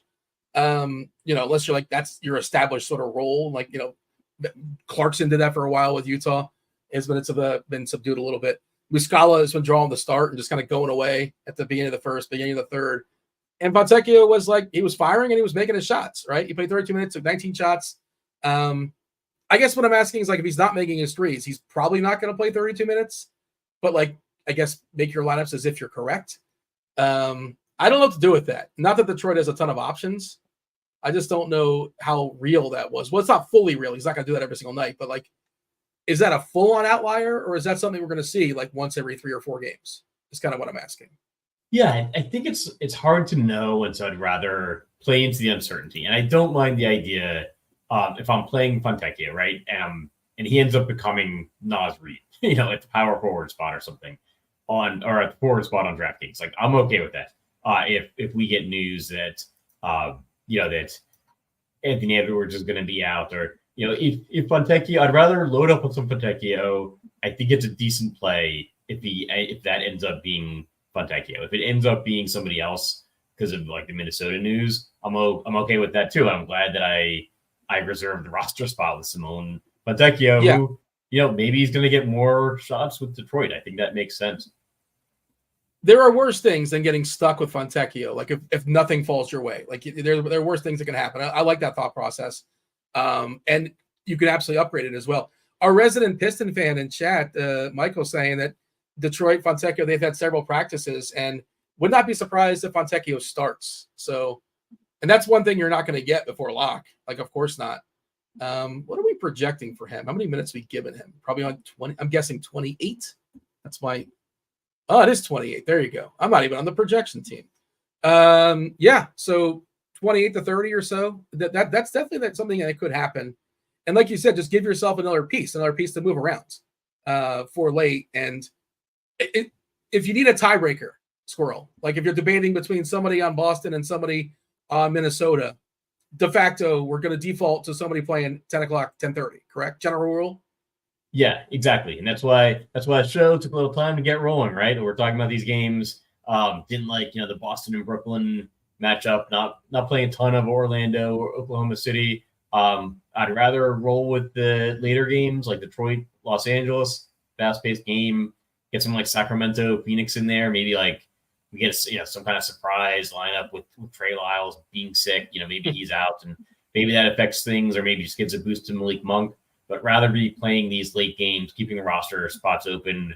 I think those games have a chance of being higher scoring. It occurred to me this might be one of those slates, right, where the late night slate score ends up beating the main slate score. Yeah.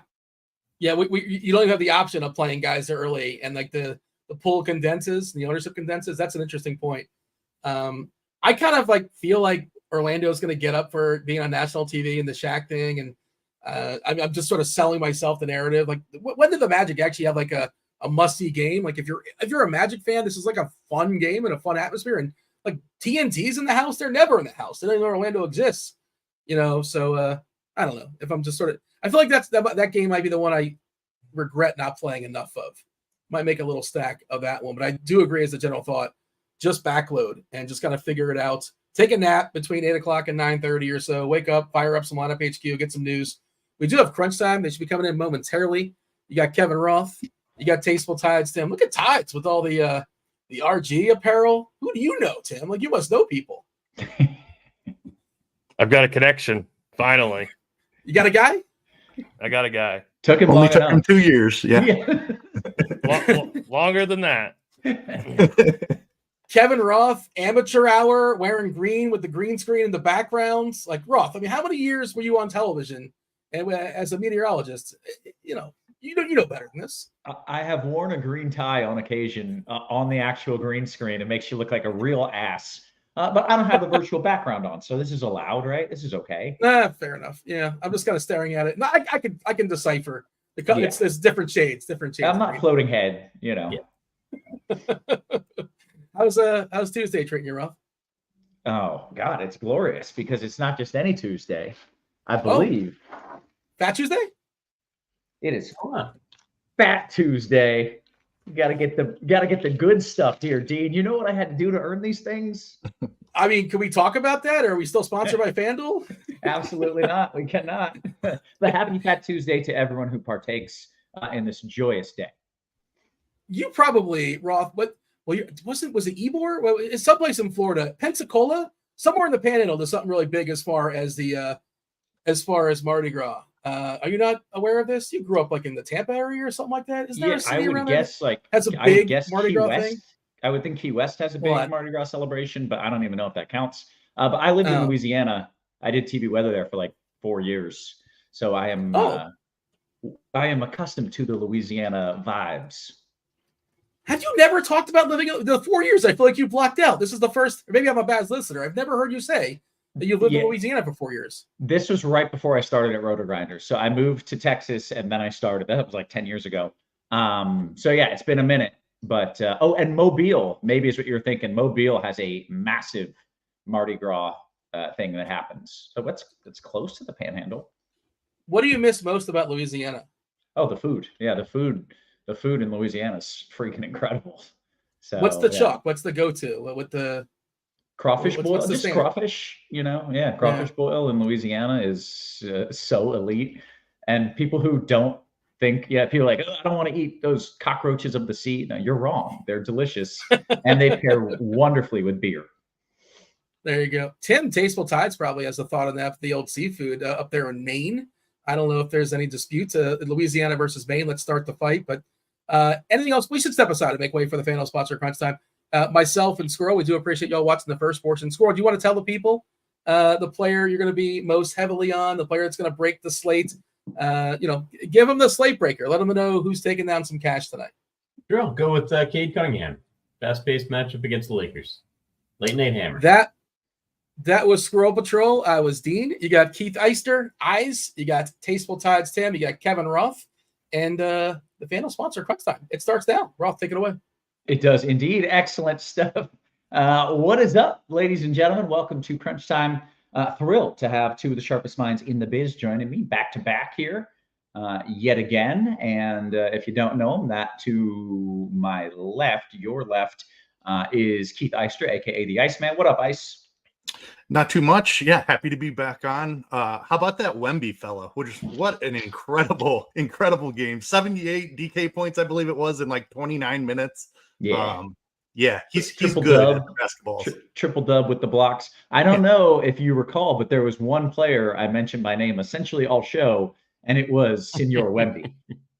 Yes, great call there. I hesitated a little with the Miles Bridges take. Miles was really good as well. Just he was definitely not Wemby.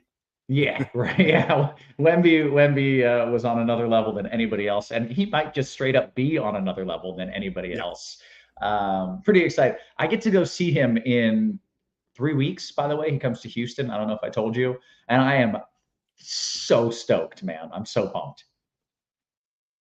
I mean, that's like a must see. Like if he's going to be in your city, that is definitely a must see. That's how I feel. I feel like if Shohei Ohtani or Wemby comes to your city, like you just have, those are the two players right now in all of sports that you just have to see. Tim, who is the NHL version of like a Wemby or a Shohei? Does it exist? Probably. Well, it doesn't really exist, but Connor McDavid.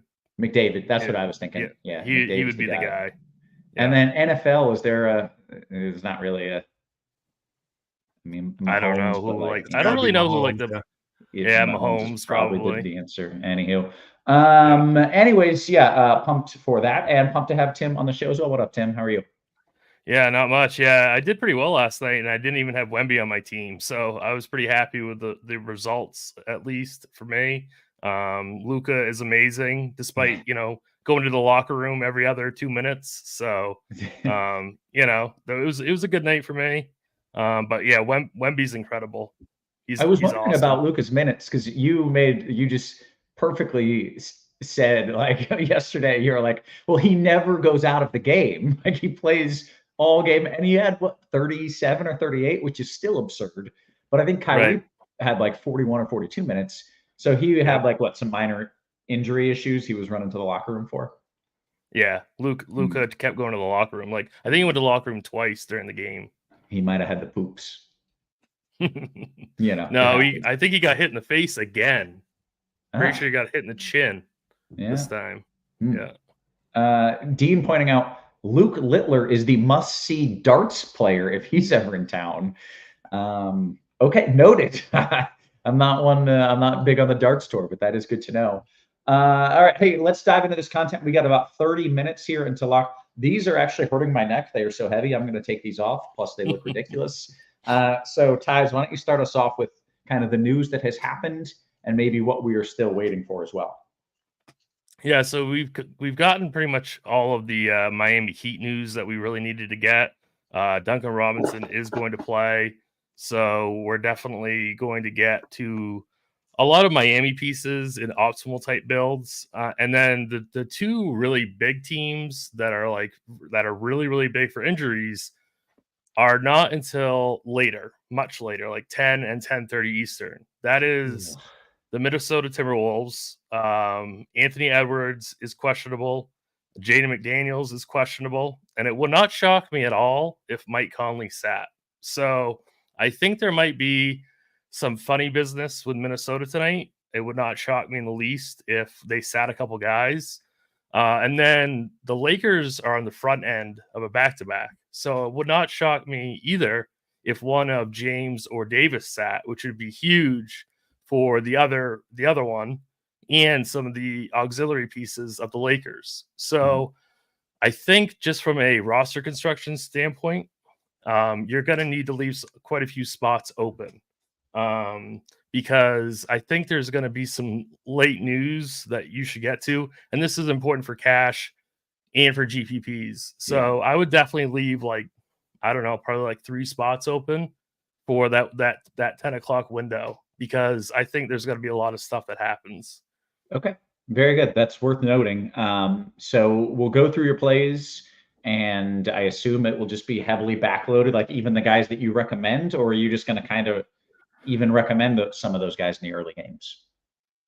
Yeah, so we'll start off with point guard because I have to talk about Mike Conley. He's $5,700. let's just like, if there's a guy in the early games that you feel you have to lock in even in cash, let's Okay. point that out. And then if it's Yep. just a dude, then it's just a Yep. dude.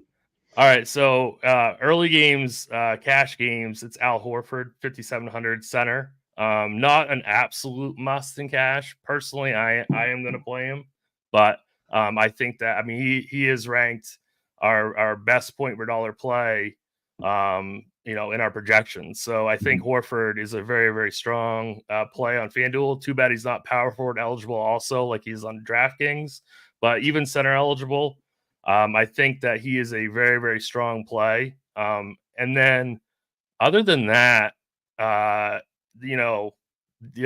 other 7:30 game, I don't have any interest in for cash. I have a little bit of interest in Jonathan Isaac, but I don't think he's a must play by any means. Definitely not a must play in cash.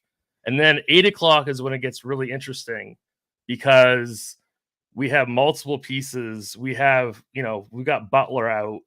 We've got Richardson out. So we have to get we're going to get some value from Miami. So you're going to have to play, I would say, probably 2 Miami players on FanDuel, probably more on DraftKings, maybe 3 on DraftKings.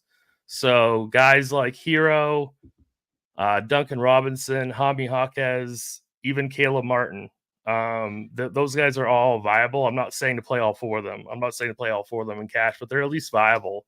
So you're going to have to make some decisions with Miami. And then, so essentially we probably filled out 3 to 4 pieces right now of your hypothetical cash game lineup on FanDuel. That leaves you plenty of flexibility starting at 10 o'clock for these amazing games, Sacramento and Phoenix, which is the best game of the night, in my opinion. Then you've got the T-Wolves Blazers, which I think the T-Wolves are going to rest at least one of these guys. That'll open up some value. And then we have the highest paced matchup game, the Pistons and the Lakers, which has got a 243 total. Huge blowout risk, but I mean, it's an amazing DFS spot. So, yeah. And do you think there might be some shenanigans because it's the front end of a back-to-back? It would not surprise me if one or LeBron or Davis sat, but it also so it's already good. Yeah, it's already good, and it might be amazing.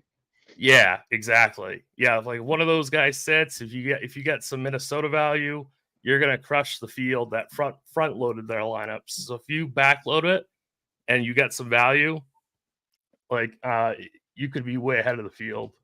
So that's what I'm recommending people do. Do you want to run through position by position here real quick? I know it's a very different slate, but before I cut you off, like the first of 7 times that I've done it, sorry, by the way, you were talking about Mike Conley. Yeah, so I'm telling people, like, he's definitely a cash game play, but you have to understand that he's point guard only. So you have to be prepared to pivot off of him if he sits. So he's definitely in my cash game right now, but I'm already kind of thinking about pivots to get to him. And obviously, like Nickeil Alexander-Walker is going to be his replacement, but he's shooting guard, small forward, so you can't replace. So you know what I'm saying. So you can't replace those 2. So you have to do other switches. You have to have more open spaces. So I do have Conley currently at point guard, but you have to be paying attention to your swaps because it's not a straight 1v1. Gotcha. Do you want to run through position by position, or you want to hold that for DK? Because you did a pretty good job of kind of setting everything up. Yeah, no, that's good. I'm good. Yeah, I can wait for DK. Okay, great. Well, then let's bring in Ice here and talk about tournament theory. Like in my head, I want to say we could stack up one of the first games. No one's going to be on it. It's 0 ownership, but also those games aren't the best games and don't have potential awesome injury news. So is that the wrong take? I don't think it's the wrong take in the sense of like playing an SGA Paulo Banchero stack. I think that's a very viable tournament strategy. Yeah. You're right that they're not great looking games. All 4 of the teams kind of play slow. They're all pretty good on defense as well. Yeah. So because we do have news pending, I'm not taking that strategy a ton. I'm really leaning into that Minnesota situation. I think there's a good chance that Anthony Edwards sits, and we also have McDaniels questionable as well. So, like, Miami value is okay, but I think that there's going to be better stuff opening up that's not currently reflected in projections. The Lakers game as well, with Anthony Davis and LeBron always listed questionable. I tend to think people just overlook that, and they're like, oh, they're just going to play like they always do. But as Tim mentioned, the back-to-back definitely playing a factor here. For Minnesota, it's a back-to-back as well, and it's a 3 games in 4 nights situation. They play on Thursday also. So wouldn't surprise me at all to see Anthony Edwards sit. And I definitely want to lean into guys like Kyle Anderson, Nickeil Alexander-Walker. I'm building heavy with McDaniels right now, because if he sits, it's a really easy pivot down to Kyle Anderson, who should fall into more minutes if McDaniels gets ruled out. And then the way I'm kind of handling the Lakers situation, Simone Fontecchio is a new guy for the Detroit Pistons.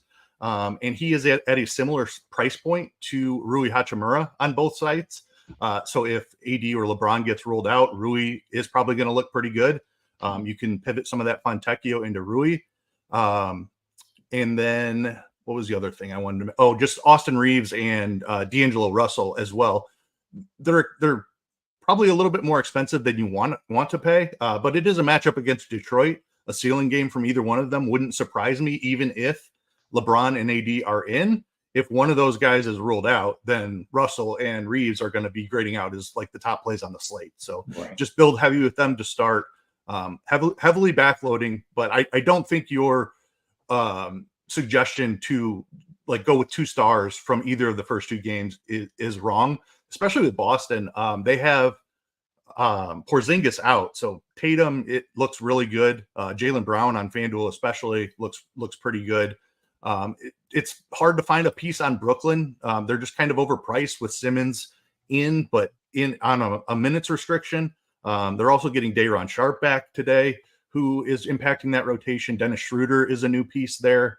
So the Brooklyn side is pretty tough. I don't really like anything on the Brooklyn side, so I'd prefer going the SGA, Banchero, or Franz Wagner route if I was attacking one of those first 2 games. Very nice. Do you want to go position by position, or would you want to hold off on that because you kind of give the big breakdown now? Yeah, that's fine. We can kick it over to DK to do the cash position by position, and then I'll chime in with mine. I love it. Okay, we should note, by the way, Crunch Time is presented by FanDuel. If you bet $5, you get $150 in bonus bets if your first bet wins.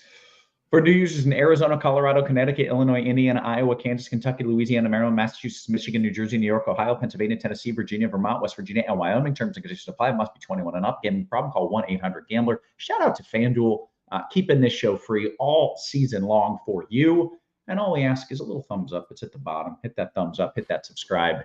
We're trying to keep this show free for as long as humanly possible. And with that, let's punt it over to DK. And Tim, you can run me through a build. Let's knock off this question real quick from A. Dean before we do it. Ice, can't you just play Kyle Anderson at small forward only? If Ant sits, Naw starts, easy swap. Last resort, if Ant plays, play Troy Brown. That one kind of blew my mind. Did you follow it?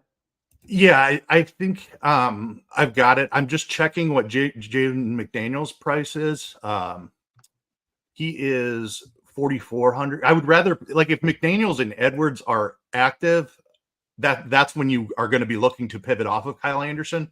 I think either one of those guys out, even if only McDaniels sits, Kyle Anderson is still very viable. And Anderson is actually more expensive than McDaniels. So I would probably start with McDaniels there. And then you can pivot down to Alexander Walker. He is 100 more. So you want to make sure you have that $100. But McDaniels is a better play. If everybody on Minnesota is in, McDaniels is a play over Kyle Anderson, I think. Just because of the price point. Alexander Walker is right there in that same range. So if Conley or Edwards were to get ruled out, then yes, I think you would want to pivot to Alexander Walker. The Troy Brown thing, he is the cheapest viable player on FanDuel. He's not a big point per minutes guy, and he's not guaranteed really to play more than like 18 minutes. That one's really thin. So personally, I would I'm under the field on him in tournaments. Like as a last resort, it would be fine. He is going to see the court. Yeah. Like last resort only. I think you're okay there. But like assuming something breaks in Minnesota, I would much rather attack that. Gotcha. Perfectly explained. Okay, very good.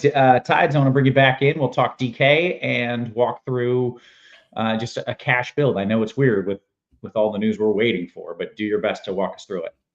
So it's really quite different on DK because Miami is so much cheaper on DK than they are on FanDuel.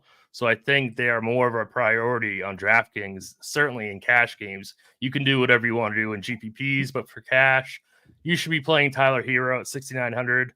He's point guard, shooting guard. He should definitely be in one of those spots. No question about it. Mike Conley again. He's 5K. You could just put him in the guard or utility spot. So he's way easier to pivot off of if you need to. So I would start off with Hero, Conley. I think Bradley Beal is way too cheap at 7,300 in one of the best game environments on the slate. So he's point guard, shooting guard also. So I would say those three are my top three candidates at point guard. Shooting guard's pretty much the same thing, except for we get Duncan Robinson in the mix. He's $4,200. He's shooting guard, small forward. Probably going to play him at small forward. He's projected to play 31 minutes. He's definitely your go-to cash game play. Probably people are going to consider playing Malik Monk in cash. I don't hate it. There's just a lot of really good plays at that position, and he's projected for like the least amount of minutes, but he gets monster usage on the second unit, so it's pretty close. He's 5,800. If you land there and you can't get up to somebody like Bradley Beal, I guess you could play Monk, but I would certainly prioritize Hero over Monk every time. Small forward, it's Jaime Jaquez and Duncan Robinson. They are both very, very viable. If you could only play one, I'd play Jaime Jaquez over Duncan Robinson. He's only $300 more. And then cash, for pay-ups, it's pretty interesting because I want to play Tatum, but I don't want to waste so much salary at the beginning of the slate. So it's pretty tough. It's a pretty tough decision. I'm certainly not going to fault anybody if they want to play Tatum at 9,500 in cash games. I don't think it's a bad play by any means. I don't think I'm going to do it though, just because I'm going to try and backload my team. Power forward, it's Al Horford, 5,200. He's power forward center. I would definitely play him at the power forward position. If you're not playing Jaime Jaquez at small forward, he's certainly power forward eligible also. Same rule applies with Tatum at power forward. He's a great play.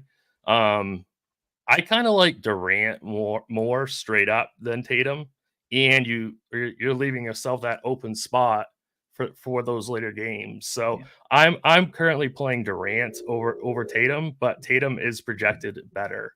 So it's pretty close. Jonathan Isaac is a really interesting punt. He's 3,400. He's playing around 20 minutes a game now. He could definitely pay off that price tag really, really easily. So I just don't think you need him in cash, but if you do, he's there. If you absolutely need like a really, really cheap punt, I prefer him over Troy Brown.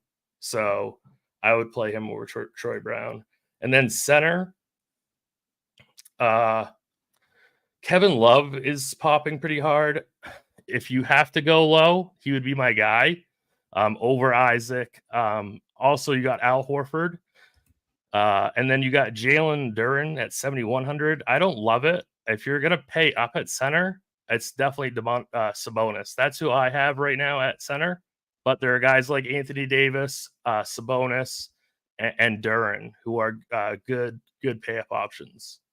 Okay, very nice. Ice, I'll kick it to you for tournaments. Tim mentioned like the Tatum KD thing. Their projections are probably within a couple points, but if you go with KD, you get all the flexibility in the world. Is that just? Can I just say that? one more thing? Yeah, please. Can I just say one more thing? Yeah. Bam for cash is really good. A really good play too at 8,300 at center. Sorry about that. No issues whatsoever. Are you again, basically just punting as much as you possibly can until late? Like if projections are close, go with the late guy. Yeah, absolutely. And I think it's even more imperative here on DK because the Miami guys do look so good at this point. Like Duncan Robinson at 4,200 playing 30 minutes. Yeah, that seems like really strong value, but he's pretty shooting dependent. So there are definitely paths for him to fail in this spot. Kevin Love is not going to play more than like 20 minutes probably. Mm-hmm. Yes, he's a good per minute producer, but if he doesn't do a ton in the short time that he's out there, he's not going to win you a tournament. I would say I feel best of the Miami value about Jaime Jaquez. I think he could actually run some point here tonight with Butler and Rozier both out. So if I was picking one of those Miami pieces to go overweight on or even just match the field, it would be Jaquez. I feel pretty good about being underweight on guys like Duncan Robinson, Caleb Martin, and Kevin Love. And it's because of the Minnesota thing again. You need some news to break your way, but they're even cheaper on DK as well. Alexander Walker is 3.3. Kyle Anderson is 3.4. Even McDaniels, if he plays, is 4.1. Andrew in the YouTube chat actually has a good question. What if Conley gets ruled out and Morris starts instead of Naw, which I think is possible. Morris is a recent acquisition. Morris is only 3K. So the answer there is you just play Morris. But there are multiple options in the 3K range for Minnesota, assuming that we get some news. And again, I'm fine. Even if Ant plays and Conley plays and only McDaniel sits, I still think that you can take shots on somebody like Kyle Anderson. Okay, very nice. Well, let's go through it position by position here. We still have plenty of time until lock. So Ice, walk me through this build as best you can with all the news still pending. All right, sounds good. Let's go ahead and start at the point guard position. So the Hero thing, I want to be underweight on Hero. Like I understand he's in a great spot. Milwaukee has struggled against guards all season long. They did add Patrick Beverley. Hopefully that helps their defense out a little bit in this spot. He's too cheap for his role, no doubt about that. But we've talked about it the whole show. I just want to backload as much as possible. So a guy like Bradley Beal gives me more flexibility in that situation. D'Angelo Russell is a name I definitely want to be significantly overweight on, pending that Lakers news. Malik Monk, another guy in the late window. The Conley thing, I'm going to build with Conley in right now, and I have plenty of spots to be able to work that around if he does, in fact, get ruled out. Like he's not on the injury report right now. We're kind of guessing that maybe they decide to do something an hour from now and list a guy on the injury report, but currently not on the injury report. Austin Reeves, same situation as D'Angelo Russell. Fine play right now. Outstanding play if AD or LeBron were to get ruled out. Talked about all the Minnesota guys, Monte Morris, Nickeil Alexander-Walker. Definitely guys I'm building with currently as Anthony Edwards is out. So I'm getting plenty of those guys to start with. Let's see here. Any other names? Jaden Ivey is an interesting name, right in that Tyler Hero price range. Especially if a guy like AD were to get ruled out for the Lakers, I think Detroit would have a better chance of keeping this game close. Couple of forwards here. Real quick. Yep. Do you think you're just done if the news doesn't break your way? Or do you think you're still live? Like if you don't get any of the injury news that you want and you backloaded and you missed out on, the Miami value and some of these other spots, are you done? Like, do you feel like you are? No, I mean, I think if Miami goes off, then probably yes. But I'm playing it like Milwaukee is theoretically better on defense since adding Patrick Beverley. They still have Giannis and Brook Lopez. Like Miami is shorthanded. There's no guarantee that they're going to go off tonight. Like they could absolutely put up 90 points and none of this value is getting there. I do have Miami pieces still sprinkled throughout my lineups. I'm just significantly underweight on them. Okay. So instead of like jamming 3 Miami value plays, I have 1 Miami piece, 1 Minnesota piece, and maybe like a Detroit piece or something like that. Just dispersing my value plays instead of just going all in on what we know is decent right now in Miami, waiting and hoping that Minnesota and potentially the Lakers as well could open up some other things. Yeah. Okay, just curious. All right, go on to forward. All right, at forwards, I think Tatum is in a fine spot, but again, that being an early game, I'm not trying to get overweight on him. In fact, I'm a little bit under the field on him. Al Horford is an underweight stance as well. He's going to play a ton. We've seen this situation without Porzingis a bunch, and there are games that Horford doesn't get there despite a big increase in minutes. So that's an underweight stance as well. Let's see. Jaquez is the one Miami piece I feel pretty good about. Definitely prefer him to Duncan Robinson. Karl Anthony Towns is showing less than 5% ownership, and Anthony Edwards is questionable. If Edwards gets ruled out, Towns is a fantastic play. So build with a ton of Karl Anthony Towns right now is how I'm approaching that. Another guy who is a pretty decent, grading out pretty decently, even with Anthony Edwards projected in. If Edwards is out, Towns becomes an absolute smash.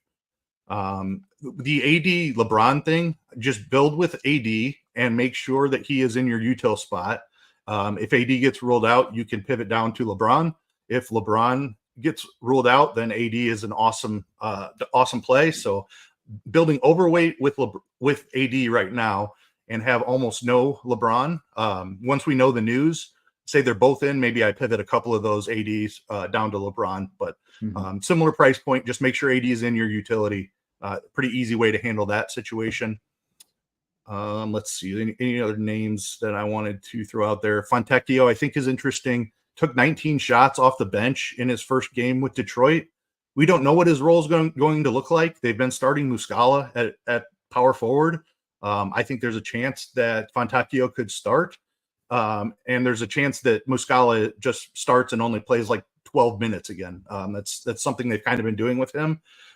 So pretty new situation there in Detroit. Don't mind leaning into a little extra Fontecchio. I think Cade Cunningham and Jalen Duren are both good pieces to build with, as if you're backloading your lineups like I am. The Jonathan Isaac, another value piece that I'm just underweight on. Very similar to Kevin Love. Like, he can be pretty good per minute, but he's not going to play a ton of minutes. I think 25 is the most he's played in a game, and that it was an overtime game in their last game. Like, he's probably going to play 18 to 20 minutes in this spot. So give me underweight on Jonathan Isaac as well. And hopefully I can get some Minnesota news to break my way. Okay, very good. Guys, we have about 5 minutes until lock. Tim, anything you want to add before we dive into a few of these QQs that are popping up? No, let's do some QQs. Okay, let's do it. We've got JT Money, who says, hey, I just got here. That was like just a couple minutes ago. Can I get your two favorite values on FanDuel and your favorite GPP play on FanDuel? So, Ice, do you want to handle this? Two favorite values and your favorite values are in flux, I would say. They are very much in flux. I think it's going to be a Minnesota guy by the time the night is over, but that is no certainty. I will go with Kyle Anderson's a little more expensive. He'd be my answer on DK for sure. He's more expensive over here on FanDuel. So I think I would go Alexander Walker. But again, you probably need Anthony Edwards out for that to make the most sense. If you're not willing to lean into and waiting on Minnesota news, I would say my favorite current value is Jaime Jaquez. Okay. And then your favorite GPP play in general, Ice, on FanDuel? I will go Karl Anthony Towns. Oh, very nice. Okay. D-Rock says DK GPP, Nah or Anderson if Ant is out? Both are going to be very much in play. Like I said, on FanDuel, where Anderson is a little more expensive, it would be Nah. On DK, I think I would go Anderson. Okay, great. Are you playing them both on DK or no? You're only playing them both. Okay, in the same lineup or just one or the other? What do you think? So I do currently have a group of McDaniels, Anderson, and Nah 0-1. So I only get one of those guys in the lineup. That way I can have I don't have to swap out like two guys in the same lineup if the news doesn't break my way. If the news breaks how I think it's going to, I'm fine playing two or three of those guys together. Okay. Nice. That's good to know. All right. What else do we have here? DK single entry. Tim, I'm going to give this one to you. LeBron AD are ruled out. Do you, if I assume it's if LeBron or AD is ruled out, do you swap from Beal to Russell? Jesus Christ. Do you swap from Beal to Russell, Gobert to Reeves, and Fontecchio to Rui? Is the Lakers' value really that much better with one of them out? That's a good question. Yeah. I mean, Russell and Reeves, if LeBron is out, or Davis are really, really, really strong plays. So I would get to as many Lakers as you can. Yeah, that makes sense. Now that I'm kind of seeing what he's asking. Yeah. Okay. FanDuel GVP, one bullet, your favorite stud. I guess you already answered this one, Ice. It was Karl Anthony Towns. I do like Sabonis a good deal also. Okay, great. Steve O says DK GVP, Bam or Cat? I mean, the answer is Bam if Edwards is playing, but it's Cat for me just because he's going to be so much lower owned. Okay.